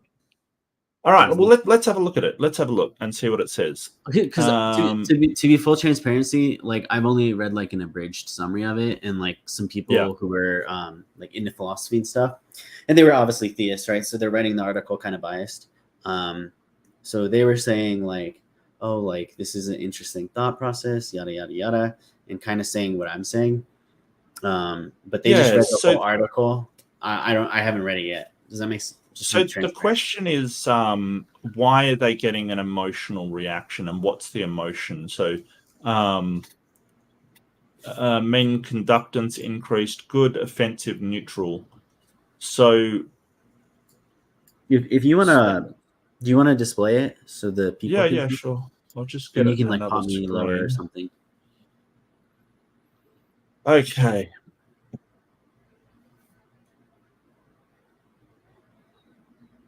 Where is it? Where is it? Is it that one? No.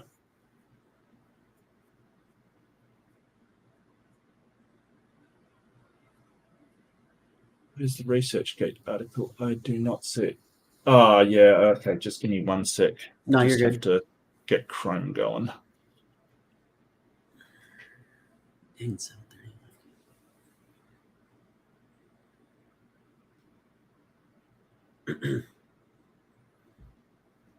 Have you been debating a lot of theist people, or has it been just mostly like? No, I have trouble getting debates with theists for some reason. It's really annoying. Most theists don't debate me for some reason. I'm not sure why. Yeah, sorry, this isn't like very adversarial debate. I like kind of like this type of like interesting exchange discussions of ideas. kind of thing. Yeah. I mean, well, I like both. Well, I mean, I like both. I really like, because I mean, my sort of what I'm trying to do in debate is different than sort of just having a discussion. Discussions, I'm pretty laid back. With debate, I'm actively putting my ideas against yours, so I'm going to be a lot more challenging. I'm going to be like shooting ideas down a lot harder, because that's the aim of debate. It's basically getting two ideas to clash, kind of thing. So yeah. It's just annoying. Like when I did the debate with you and Arn, like it's like I'm spending like a week doing it, or like a week or 2 weeks, and like having to research and do all this stuff, and like with my schedule. Oh yeah. I think that people don't understand the amount of prep that goes into debates, like, I mean, I do presentations for my debate, and, I spend hours on them, kind of thing. So, and, I've gotten pretty, I've done a lot of debates so far, so I've gotten a little bit quicker, but, I put time into it. It definitely is something that, and I wish I could put more time into, but I just don't have the time. Do you have a main job too? Well, I do some work, yeah. So cool. I'm not employed full time, so I'm not like under the pump like you are. No, you're good. But I do some work as well. May I ask what you do, or like is that doxing? IT stuff. Oh, okay, cool, nice. That's what I should have done. I did like try to teach myself to code, and so I'm not saying a conclusion. I'll just go up to the abstract and see what they're saying about it, because this is a lot to read through. We don't have to do it, to be honest. Like if you want to discuss something else before I have to leave, we can do that. Or if there's like viewer questions or something. Well, I definitely will read this and see what it says. The question I would have is, what is the emotional reaction?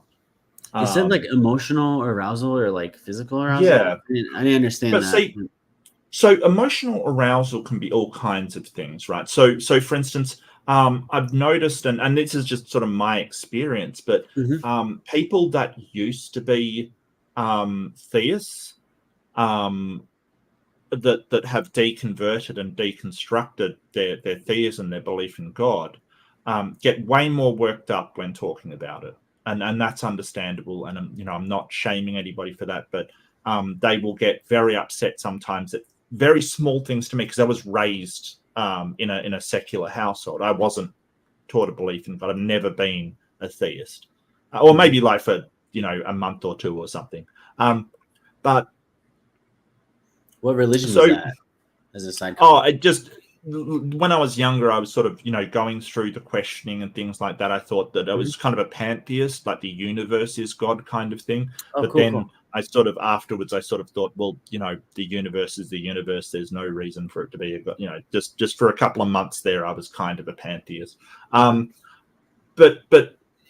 people that have had to go through a deconstruction process, they will be a lot more upset by things that just roll off my back. Like somebody says, hey, you're going to hell to me. It's just like, okay, sure, whatever. But somebody that's been through being taught that from an early age and then had to deconstruct that belief, they will be very upset by it. And I totally understand why, but that emotional arousal could be from their sort of, theism in the past, rather than sort of, I'm not sure what this is supposed to demonstrate, sure, kind of thing.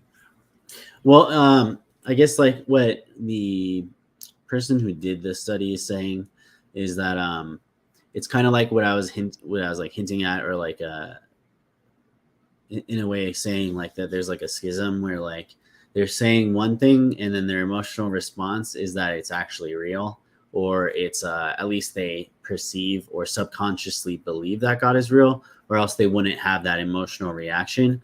It would be better if they did one. I don't think they have this one with Santa Claus. I think it's just wish statements, because they're saying like a wish statement is neutral. But I wish that they did it with things that but here's the thing, you could say it's a straw man. So like if I said like, oh, let's do the study but with Santa Claus, right? I don't know if that would be considered like a straw man, because people don't actually, I think, believe in Santa Claus. Like, right? Like no one out there is like rationally defending or arguing for Santa Claus, but we are arguing for God, right? Which is kind of different, or like a necessary being. So just sort of skimming this, it seems like a lot of atheists sort of said, although I don't believe in a God, it is never. So what we're talking about is them asking a God to do unpleasant things to people. Mm-hmm. So, do horrible things to them. Although I don't believe in a God, it is nevertheless unpleasant to ask such terrible things.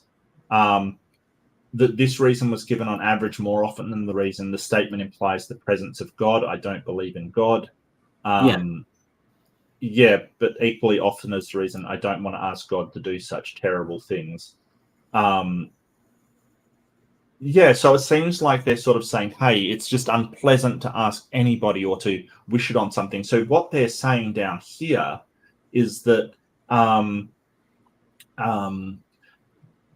talking about negative effect, sort of, we cannot rule out the possibility that the atheists believed, like many other people, according to Reid and Gilovich 2008, that talking about negative events enhances the likelihood of the event to occur, irrespective of whether or not the talk includes God. Right? So have you ever heard of that thing where people go, oh, don't say that, it'll jinx us, kind of thing, Yeah, right? like you're manifesting something. Right, you're manifesting something. Exactly right. So and even though you can be an atheist, I've met atheists who are sort of, don't say that, you'll jinx us, kind of thing. And it's like, well, I don't. Is that irrational to you though? Yeah. To me, yeah, I don't think that sort of saying something has any impact on whether or not it comes true.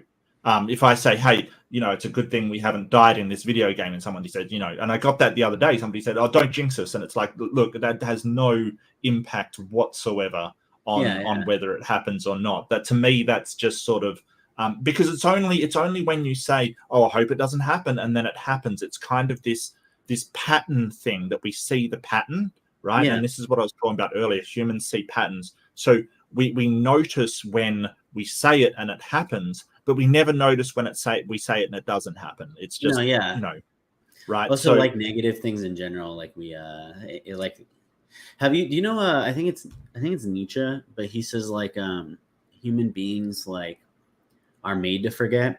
Because if we couldn't forget stuff, like we would have like so much trauma, it'd be unbearable. So like that's why like all our treaties or trade deals were like super effed up.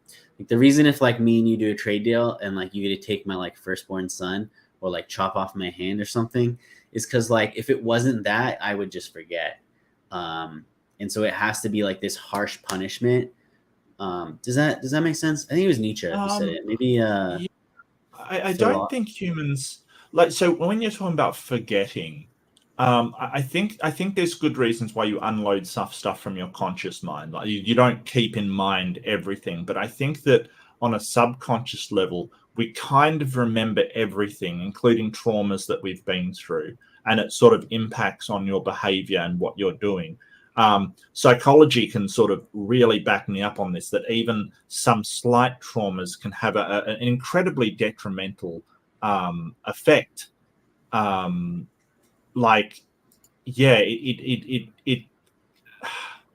it's I don't think we forget as much as you think. A lot of it is stored in like long-term memory subconsciously. It's why you can hypnotize people and get all the details of an event in incredible detail, but they don't remember it consciously. So I think we dump it from our conscious memory into subconscious. Whether that makes forget or not. Oh, look, it's actually come out to like an hour and 45, Hussein. So if you've got to go, mate, that's not a problem. Totally under. I didn't even know how long you want to go for. I was thinking like a couple of hours, and then I'm gonna wrap it up. But so I think with this study, it's definitely interesting. And it's definitely interesting about human behavior. Like, even if you're an atheist, you don't want to wish harm on people, even if you don't believe it, kind of thing. Because I looked at it in look, this could prove that people subconsciously believe it, but it could also just mean that, like you're saying, people don't want to wish harm, or like it's kind of like a Pascal wager thing. Like, hey, like even if I don't believe it, if it turns out it is true, like I don't want that to happen, kind of thing. Sure. And I mean, it depends on the sort of, as we're talking about strong and weak atheism, it also depends on sort of how strong that atheistic belief is. Because like someone like me, I will have a much stronger belief than maybe an atheist off the street who just doesn't believe in a God, is agnostic kind of thing under philosophy. He's just living his life, and he's not really. I don't know if a God exists. They might say, hey, I don't want to say that, but I can say, hey, I hope God strikes me and the entire world dead, and that wouldn't bother me in the slightest. I would have no problem with that, because I really seriously don't believe in a God. I honestly, but what's weird is that the suggestion, and you sort of touched on it, that people may believe in a God even though they're kind of unaware of it, kind of thing. So we need to strap you up, Mark, into the head scan and get you to say. Right. Sure. I mean, I'd be happy to. That's the thing. All right, so YouTube, I want to ask you a him. question, and it's one that always baffles me. It's sort of, do you think that people, atheists, like, because we get a lot of presuppositionalists who say that, no, in actual fact, you do believe in a God, you're just suppressing it or something like that. And do you believe that's the case? I think for some they do, and I think for some they don't. I think like people like if I had to like psychoanalyze, or like, which I'm not a therapist or anything, and I'm just like guessing at, like leaning at what I think. Like, I think someone like Matt doesn't. Like Matt Dillahunty, but I think someone like Alex O'Connor from Cosmic Skeptic, I feel like he does subconsciously. How would you know? What sort of makes you think that? Because I mean, obviously that contradicts with what Alex says. It contradicts with everything. It's the way they like answer the questions, and it's the way like subtle things. So like Matt seems like someone, he's like, oh, like I'll never be convinced. And Alex, like almost like from all the videos I've watched him, it's almost like he's like fetishizing the question, and he's like, well, hold on, Matt would absolutely jump on you for that, because you've just said he'd never be convinced, and Matt's never said he'd never be convinced, so he would jump. It's like the same. Okay, and he did jump on me when I said that, but yeah, that does surprise me. Like I just like Matt can say or think that he's open-minded. It's like, have you ever met someone who's like, they're like, yeah, I'm open-minded, and they're not. Like, just say you're not open-minded. Have you ever noticed that? Or there'll be people who are like, you ask them, like, it's a very common millennial Zoomer thing. You ask them, hey, what music do you like? Oh, I like everything. But you ask them to list 5 bands, and they're all like rap artists, or they're all like metal artists. So in reality, they're just like afraid to give the answer, or like they're truly not as open-minded as they like to think, because there's this trend right now, like there's this trend in the Western world, especially like to be viewed as like closed-minded is almost like problematic or a bad thing. So like you're going along with the social convention. And so someone like Matt, he's like, oh no, like I totally could be convinced. Like I'm not saying one way or the other. Like he's like writing that line.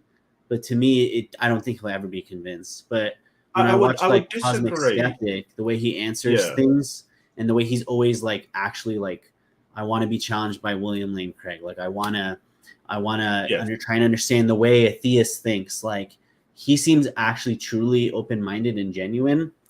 Does that make sense? Like when I'm gleaming, could be reading into this stuff. Sure, that's your perception. I certainly wouldn't sort of say, hey, you're wrong to perceive it that way. I don't perceive it that way. I think for me, open-mindedness is the wish to consider an idea, or the ability to consider an idea, not necessarily believe it, but just, think about it, consider it and think. I think that Matt has sort of considered a lot of these arguments before, so he very quickly points out the problems with them. It's not he's trying to find the problems, it's just he's done a lot of thinking about it. The Cosmic Skeptic, Alex, he's a lot younger. And look, don't get me wrong, he's a fantastic thinker. Just Matt's been doing this for a lot longer, like years and years. So I think what may look like, well, I'm just going to shut that down and not think about it. I think he has given a lot of thought to it. But I think that sort of open-mindedness is just sort of being able to consider an idea. And I do see that a lot with Matt. If someone presents him with something new, he does think about it a lot. But I think it's just a lot of the arguments. And I do feel for Matt, because a lot of the time people do make assumptions of his position and make sort of assumptions of what he's said and what he's done. He does have a point that a lot of people sort of say, oh, well, you believe this and you believe that, when he's never said anything of the sort. I think he may react a bit badly to it, but I understand sort of frustration at somebody saying, hey, Hussein, this is what you believe, that people should be beheaded kind of thing, because that's an Islamic stereotype, right? When, you don't believe anything of the sort, right? Well, I'd hope not. No. David Wood did that at that live debate, and it pissed me off, because he was like self-jerking, and he's like, oh, I hope no Muslim people come and attack me. And I'm like, dude, like you've been doing this for like 20 years and like slandering Muhammad and like and Islam, and like no one's attacked you. Like, please shut up. Like, but whatever. So yeah, I think that I think there's a fight going on in my chat at the moment. Sunflower, be nice. Same with you, Beamsy. That's okay. It's just about Donnie. Look, Donnie is relatively unbiased for a Christian moderator. He still does have his biases. I think in the last debate he kind of jumped in when we got onto biology to sort of save David McQueen from the biology front, because he's a geologist. So, but I think he's pretty good where bias is concerned. I don't think he's unbiased, but I don't think any moderator is unbiased. Like, you always have bias come up. It's just there are people that are not biased and people that are, relatively speaking. I think Donnie's good. What I did say, Sunflower, and you're wrong, what I did say is he's incredibly professional, right? I didn't say that he was incredibly unbiased. I said he was incredibly professional. He gives me dates ahead of time. He gives me, I always know when my debates are on. He's always doing them. He's always on time. He is professional at what he does. That's what I said. So don't misquote me, mate. Is this another platform or something? Yeah, it's Standing for Truth. I mean, you might want to check it out if you do want to have sort of Islamic debates, but they are pretty fundamentalist Christian over there. I do warn you. They're very, very fundamentalist Christian over there. Actually, it's pretty they're pretty full on. But I mean, I get along with most people, kind of thing. I can sort of get along with most people. Oh no! I was gonna say, to your credit, I think like you've been like the friendliest one so far. So I mean, Friendliest what? none of them like friendliest like atheist person I've debated or like talked to. So. Oh, a lot of atheists are really friendly. I mean, I sort of got When you're not hooked on talking to Amy him about it, Newman. they're definitely like even Aaron. When I met him, I was surprised. He was like very nice. Like actually, when Yeah, he's a out of nice guy. debate mode. Yeah. So Yeah.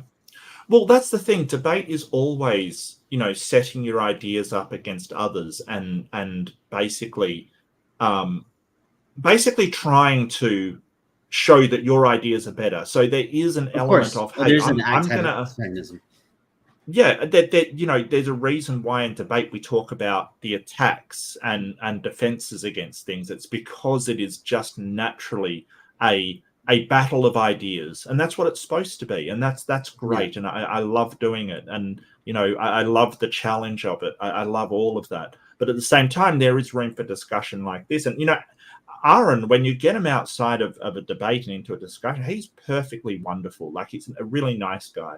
I have had the privilege of being on a panel with him. Yeah, the one thing I really wanted to nice ask guy. before I left, there was the most interesting idea, not idea.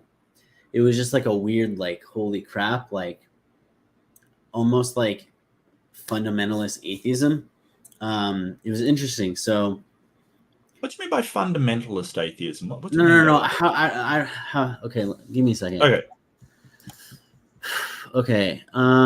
What I mean is, so T-Jump and Aaron were having the debate, like, they're two atheists, so it's funny. They're having the live debate. They're saying, like, can religion be useful?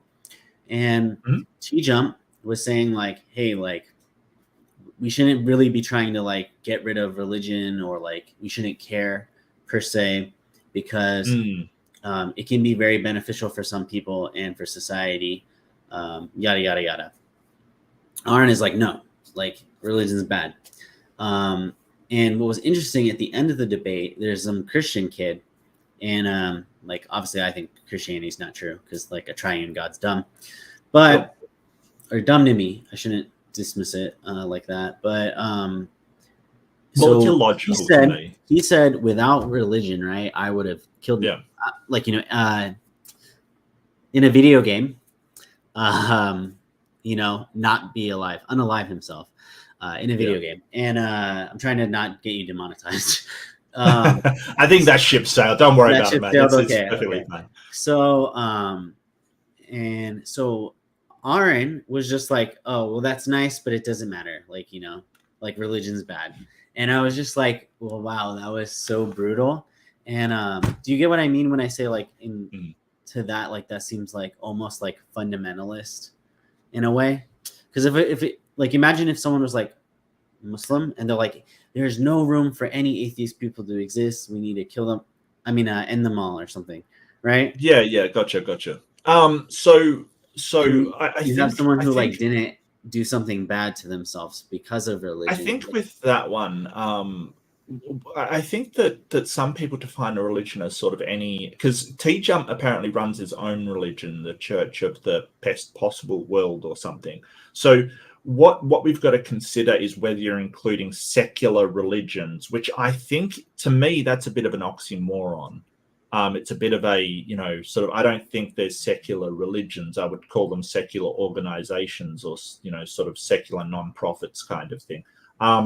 But I think T-Jump's opinion is that secular religions are still religions kind of thing. So secular humanism, for instance, has been called a secular religion. It's like a religion. It has a sense of community. It has a sense of support, tries to help people, that kind of thing. It just doesn't have the God. And to me, my definition of that would not fall into my definition of religion, right? It would have to be some kind of, a central theme around God or gods kind of thing, or some kind of divine agency in making things happen in the world and providing some sort of moral foundation for that organization. That's what I would define as a religion. Other people disagree. So I think T-Jump's of the camp that, hey, we can have religions without the God.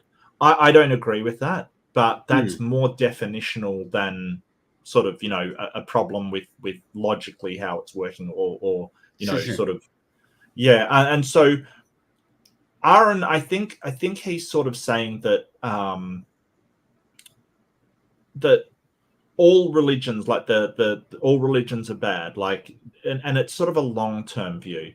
And we see this, like in my state, we had a pastoral system implemented, which they sort of replaced school counselors with Christian pastors in these schools, these public schools.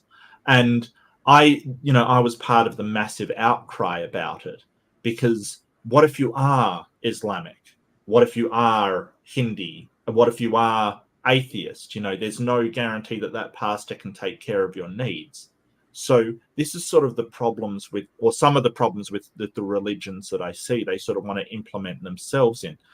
This came to a head and changed when a pastor told a girl suffering from anorexia that she's just hungry for God, kind of thing. So using their position to push Christianity on people. It's not right, and that's the kind of thing that you're sort of going, well, yes, you can have all these situations of you saying, hey, without religion, I would have come to harm. But you can also make counterfactuals of, well, there was religion to support and that person did come to harm. Yeah, of course. So do I think that religion is always bad? Not necessarily. I don't think, okay, that's a really hard question. I think I have a problem with the tendency for people in religious things. Religion isn't always bad, but there is a tendency to lean towards fundamentalism that really disturbs me. Religions start out. Do you think that's a part of the human condition, though? Because I think that there's like a lean on fundamentalism for anything. Yeah, like communists, for example, like they eventually became like essentially fundamental. Yeah, absolutely. Yeah. No, I get you. I think it is, but I think it's more pronounced in religion because of the divine morality. It gives you sort of a it gives a place for you to say, hey, this is absolutely right, regardless of the circumstance. I think that is inherently dangerous. I think most absolutes are inherently dangerous, to be honest with you. Sort of I'm right, you're wrong. Absolutely, there is no grey area. I think that's always inherently dangerous, whether it be Hitler and the Nazis, or Mao Zedong, or a religious organization. Yeah, no, of course. Yeah. So yeah, I get what you're saying. Yeah. But I do recognize, right? I absolutely recognize that religions do good things, right? There's no question that, Islamic religions take care of people. Christians, do charity work. There's no doubt that happens. The problem is the offset for that is like, the people in Christianity making billions of dollars and not paying any taxes towards society, and, sort of the emirs in sort of, or the problems with the Middle East kind of thing. Yeah, there's problems there too, of course. I guess just before, and I'll let you go. Sorry, Hussein, I'm not trying to keep you, but you're good. I really want to distinguish between my problems with the religion and my problems with sort of Islamic people. Like, I want to talk with Nadir sometime soon, because he's like, what's your problem with Islam? And it's like, Islam itself, not a lot. What the Quran says, I've got some problems with. And Islamic people, like people like you, I interact with you. There's no problem. I live in a fairly multicultural area that I don't, Islamic people are just people. They're essentially what you find when you travel is people are generally after the same thing. And then generally we just want to be safe and secure and have community. There's a good Mark Twain quote about that. Like the enemy of like racism or something is travel. Like, absolutely. Because you travel to different places around the world and you just realize, hey, everybody's kind of just trying to do the best with what they've got and trying to get along. This whole ideology thing, well, people are just, looking to live happily wherever they're from. And I think that's really powerful, that I might have a problem with your beliefs, but I'm not going to, impose my will on somebody else, because that doesn't help well-being. I know really that's a really convoluted answer to whether religion is always bad, but no, I don't think it's always bad. But I think that it has a tendency to go towards some really dark places, and that I don't. Religion needs to be made more responsible for the things that it is doing bad. Does that make sense? Sure. I mean, so I don't how do I explain it? Like, I don't disagree with you. Like, the way I look at like philosophy, political science, ideologies, like religions, in a way, they're tools for people, and people can use these tools for good or bad. And so I don't necessarily have a problem with like my obviously like religion. I think with modern technology and stuff, like at least like the Muslim people I've been consuming, like they're pretty like, hey, we disassociate with like terrorism. Like there's like these quotes, they all they all say like terrorism is never justified, like attacking innocents aren't justified. Like in fact, they say like, oh, if you have people who are willing to surrender, like, so for example, there's like fundamentalists who will use like the when you find them, kill them quote. Yes. And they'll use that as like a bad, like to do bad, right? But it's divorced from all context. And so there's like a lot of people within the Islamic world who are like saying like, hey, like just so you know, like in context, like if you get one or two sentences more down, it says like, if they ask for peace or they surrender, you have to not only allow them to surrender, but you have to take them out of the city to a place of safe haven. So like, but they're conveniently ignoring that, and they just want to use that to attack their rivals or enemies or whatever. You know what I mean? So they're ignoring actually what Islam says and doing bad with it. And I, of course, like I disassociate with that. Like I don't think that's okay. You know what I mean? Yeah. So yeah.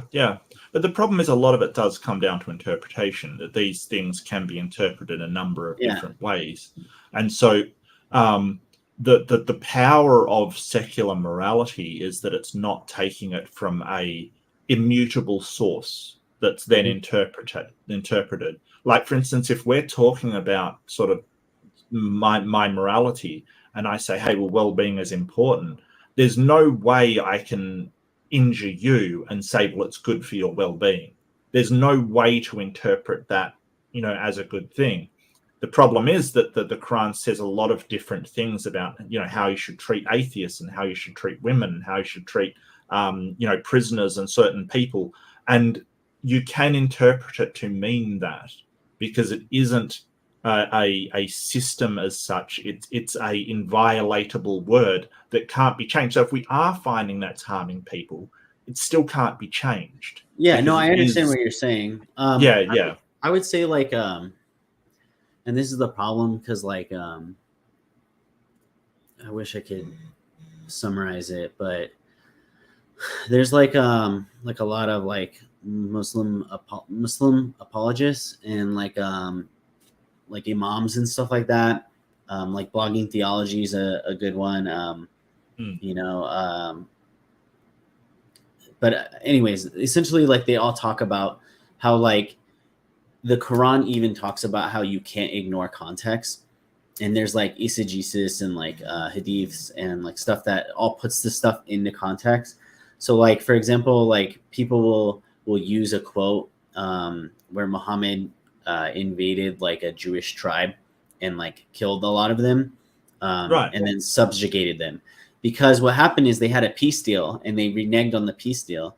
So then he like, okay, we're going to war, and then but there's people who are like anti-Semitic, and they'll use it as an excuse to be like, oh, this just gives us free will to like go and like kill a bunch of Jewish people, which is wrong. Yeah, they've interpreted that way. Yeah, they've interpreted it that way. But like my argument would be that, well, there's no way you should be able to interpret that if you actually were an honest person and looked into the whole context. And then that gets into like where people will twist stuff to do evil. And I find that even with like liberalism or communism, like liberalism says, I trade with you, you trade with me, you mind your business, I mind my business, right? That's like a pretty good political ideology where most people can agree.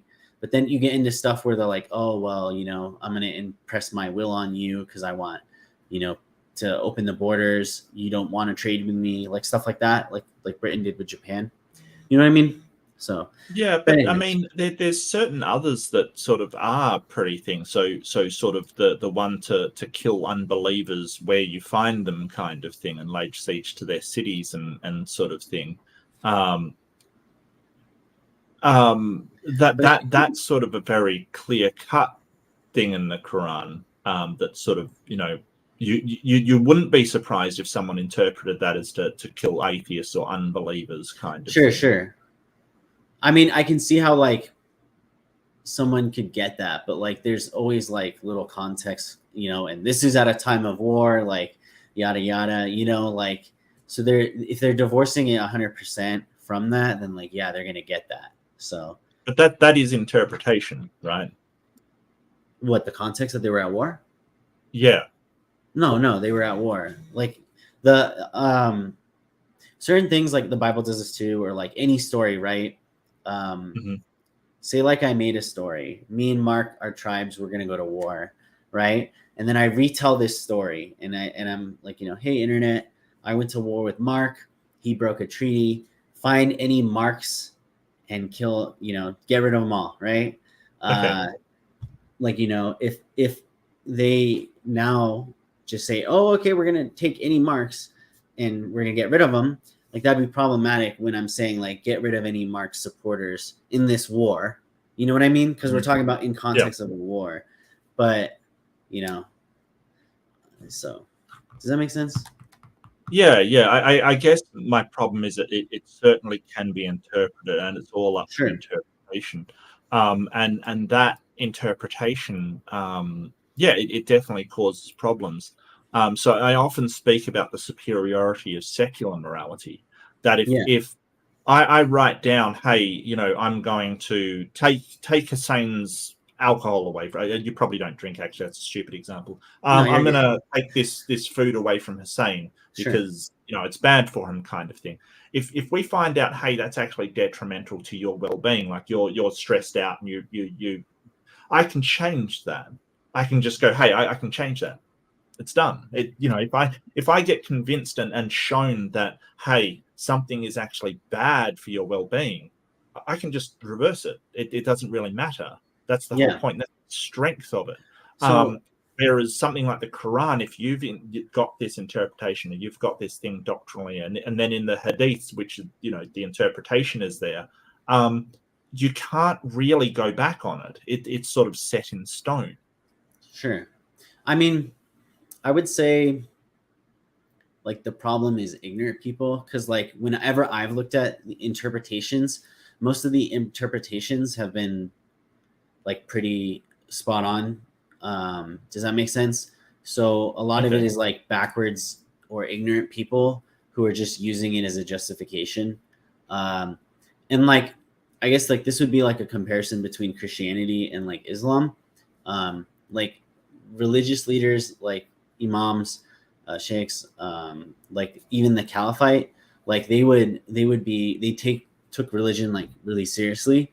And so when they wrote all these things, like they're putting all the context, they're putting when this is okay and not okay. And there's even like there's whole books on like demis, which are like the people who have agreed to like a peace treaty and they have to pay like the jizya.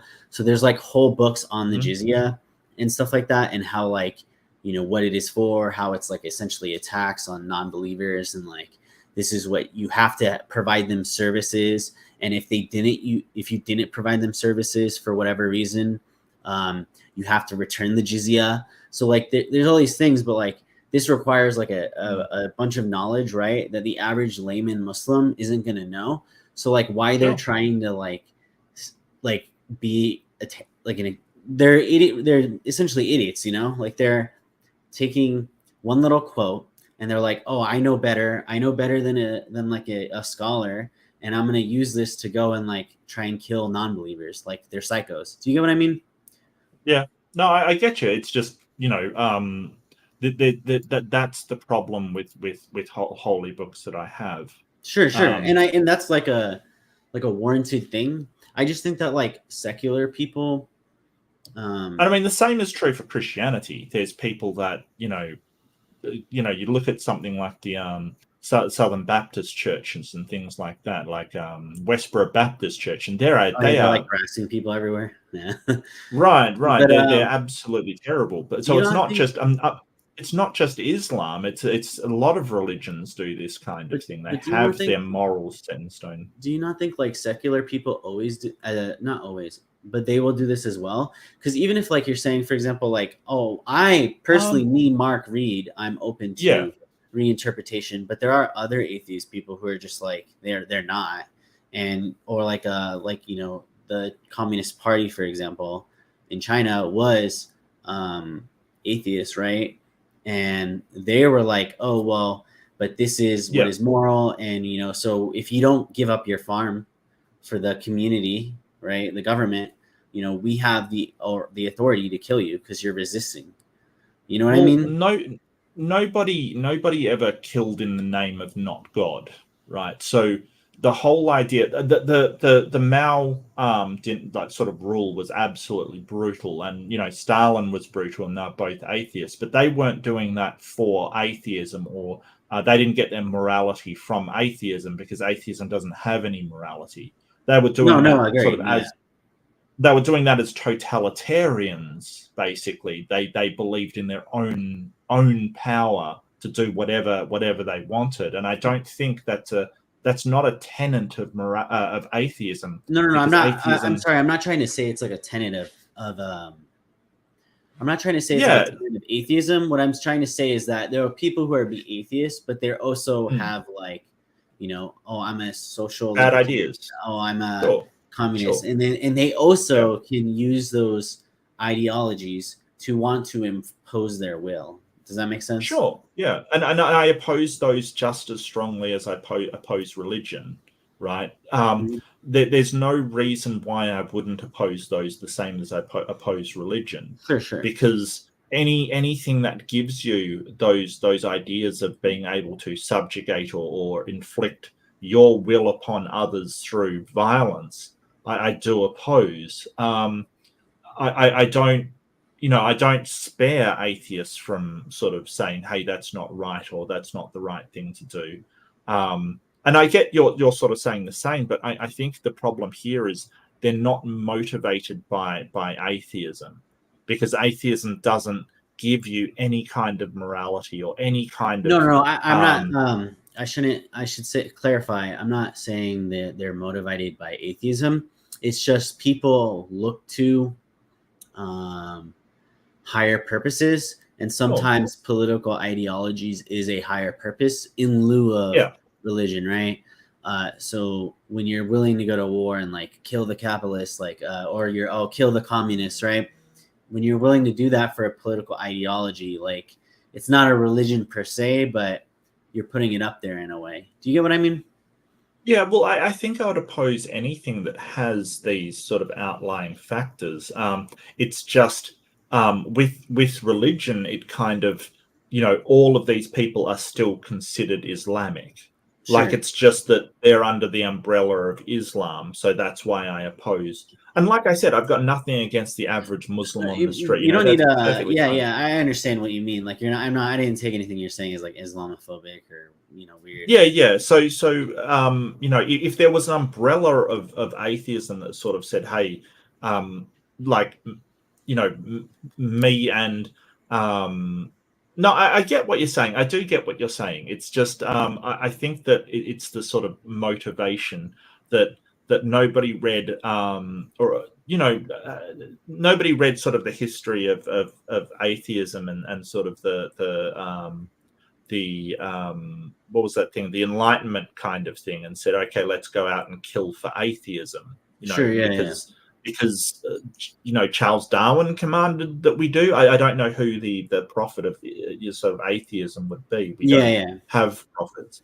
So I think my problem is with the sort of the divine mandate that believing that a God is impelling you to do this causes a lot of problems, because you would do things that you ordinarily wouldn't with this sort of divine mandate. But yeah, I get it. I get what you're saying. It is a good point. Look, definitely religion isn't the only cause. Absolutely, what you said, political ideologies, things like fascism. Have you seen that the atheist joke in South Park where they're like the space otter atheists versus like the human atheists versus the, like, it was like a combination of them, and then they're all three factions of atheists and they're just going to war? Because like the joke is like you have Right. you'll have atheists, they'll be like, well, without religion there'd be no violence, and then like the South Park joke is like that's totally not true.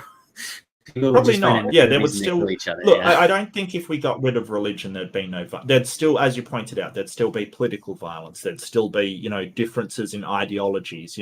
Fascism would still exist, and yeah, exactly. And I would oppose fascism, severely, kind of thing. Absolutely, I think that fascism is one that leads inevitably to totalitarian, authoritarian horror.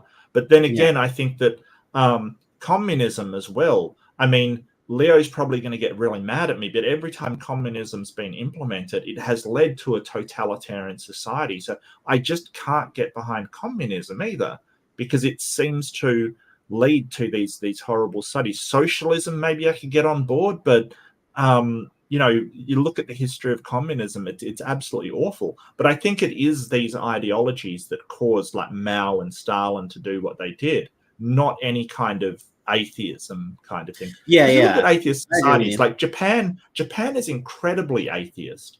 And it is such a wonderful place. The people are so polite. I love Japan. Sorry? I said I love Japan. I visited there for a while. Yeah. Like the people do, and they seem very aloof and very proper. Once you get to know the people, like they are absolutely warm-hearted, wonderful, just amazing country, and just such a strong social conscience. Like, let's all look after one another. Just absolutely gorgeous. So, I think that's where I would sort of argue that you don't need a religion, or I mean, that depends on whether you think secular religions are religions. But under my definition, I don't think we need religion to. I mean, I would say like Japan is I would say they have like a secular religion, but it's like a top-down, like enforced cultural hegemony, which would maybe like another debate. And they're like very rigid in enforcing it, though. So maybe you could say that's a secular religion if you are using that term. My definition of religion is it is tied to. No, it's tied to a god, I get it, or a deity. Right. So yeah.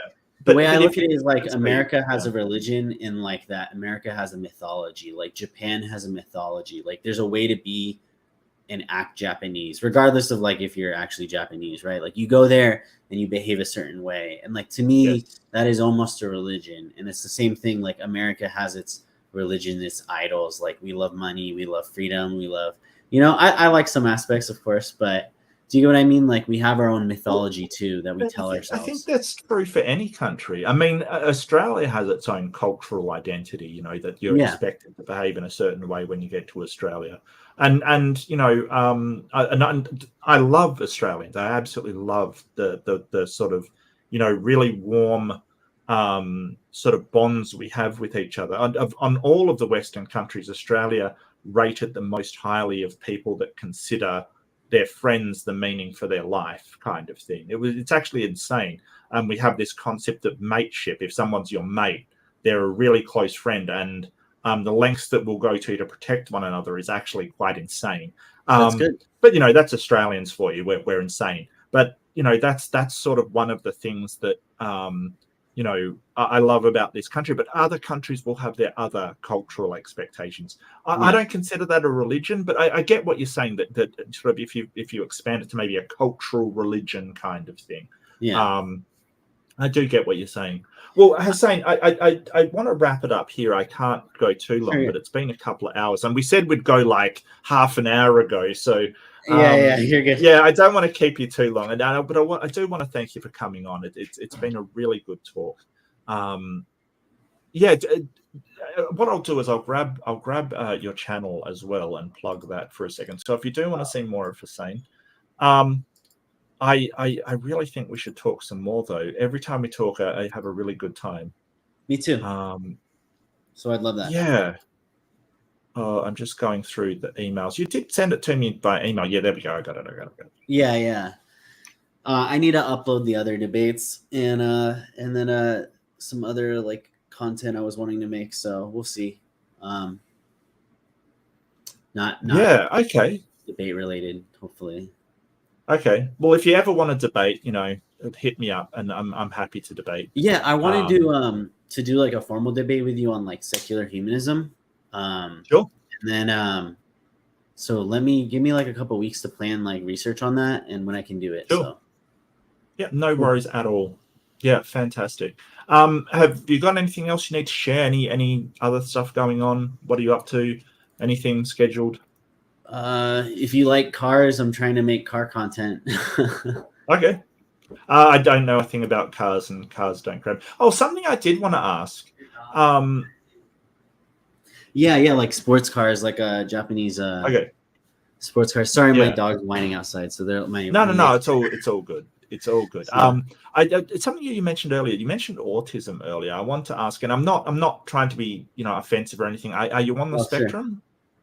Oh no, I'm well. So I was diagnosed with like ADHD when I was younger. Okay. So and then like my friends jokingly say I have it. So I haven't really been diagnosed or anything. So, but because I'm on the autism spectrum, and I have ADHD, which sort of makes it thing. So, my friends, it was almost disheartening how unsurprised all of my friends were with my diagnosis when I said, "Hey, I'm autistic," and they went, "Yep, that tracks." Yep, that tracks. In fact, one of my really good friends used to call me Sheldon because I was like Sheldon Cooper to him. He was like, "Yeah, okay," So, completely unsurprised entirely. And it's something that I really encourage people. It's not a bad word. It's I am very happy to be where I am, and just a big love to all of my autistic friends out there. I know they're out there, and maybe I'll get diagnosed and join you in the ranks. It's been for me very informative of how I can manage that to live my life a lot better, kind of thing, because I realize that there's things that I do that are not normal to other people, and I get that, and it's okay. And it's got things that I'm good at, things that I'm not good at, and I manage that. So it's certainly, I now see it as a unique thing that I have that helps me rather than is a benefit. So yeah, if you do think you are, definitely encourage you to find out. I'm sorry, Hussein.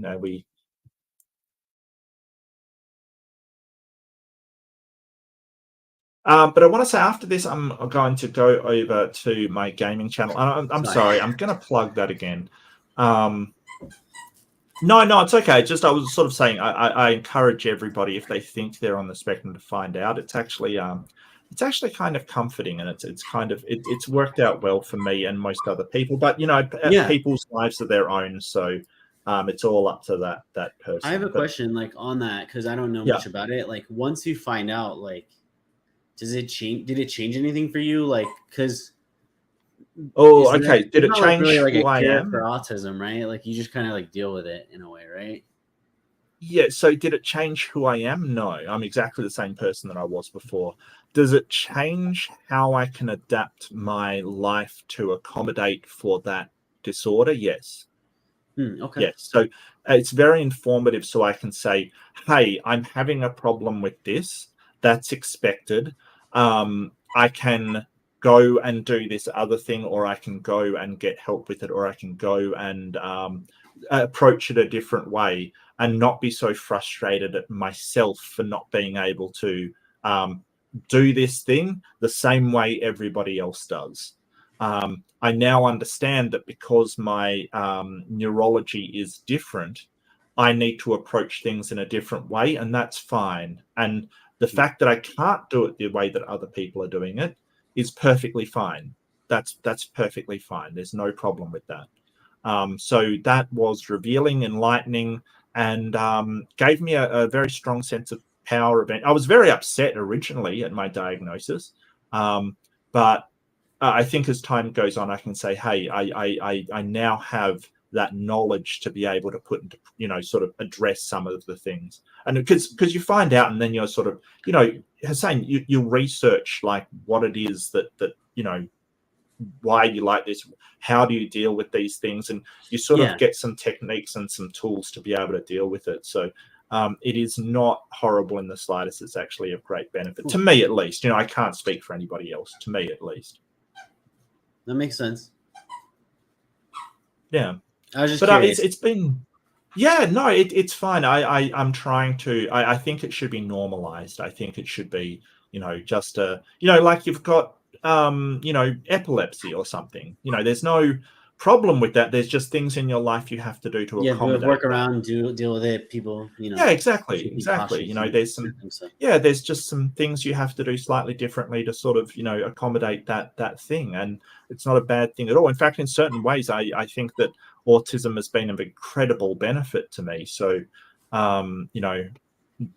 it doesn't change me, but I'm happy to be here. Have you seen all the jokes online? I don't know how online you are, but there's like some online jokes where like autism is my superpower, and they talk about that. Yeah. I believe that. Yeah, I do actually believe that. I think that, like, for instance, okay, so we're playing a board game with a couple of friends. My friends will instantly take out the instruction book and give it to me, like a new board game, right? Something like Arkham, Call of Cthulhu, or some really complex board game, and they'll give it to me because I will disseminate that stuff. Like, I will get through it so fast, and that is because autistic people recognize and break down patterns really well, like really well. Banks actually look for people with autism because they can spot pattern differences in lots of large numbers, kind of thing. There's certain things that they do really well. Other things, not so much. Other things, not so much. So, yeah. Interesting. But understanding yourself is always a good thing. This is the whole thing about self-actualization. It's sort of, who am I and what have I the potential to be? I think it's absolutely wonderful. But you've got to be honest with yourself in that trip. I think that you've got to say, hey, who am I and who am I in actuality? Honestly approach yourself and say, what do I feel honestly? What do I want honestly? And I think that sort of lying to yourself is, it's never a good way to come to terms with who you are and what you're after. And anyway, I'm absolutely getting sidetracked here. No, you're good. You're good. Little motivational speech at the end. Yeah, absolutely. Yeah, I'm definitely known for that. Yeah. But Hussein, it's been an absolute pleasure to talk to you. Thank you so much for coming on. I really appreciate it. And look, I really want to return the favor if you're getting a channel set up. I'll come on your channel and give my perspectives and interview me back in return, if you're happy doing that, of course. Oh yeah, I'd be happy to do that. Yeah, if it will help, I really would like to return the favor, so to speak. So, but I want to thank you so much for coming on. If you are interested in gaming, I'm probably going to start in about half an hour or so. So I've linked to. I'll pin my gaming channel. I don't advertise enough. Don't forget to like, subscribe, leave a comment if you want to disagree with anything or agree with anything. Thank you so much for joining me, everybody. It's been an absolute pleasure to have these conversations. I've really enjoyed it, and thank you so much, everybody. Please do remember to be kind to yourself and be kind to each other. Thank you, everyone. Bye-bye. Thanks. Bye-bye.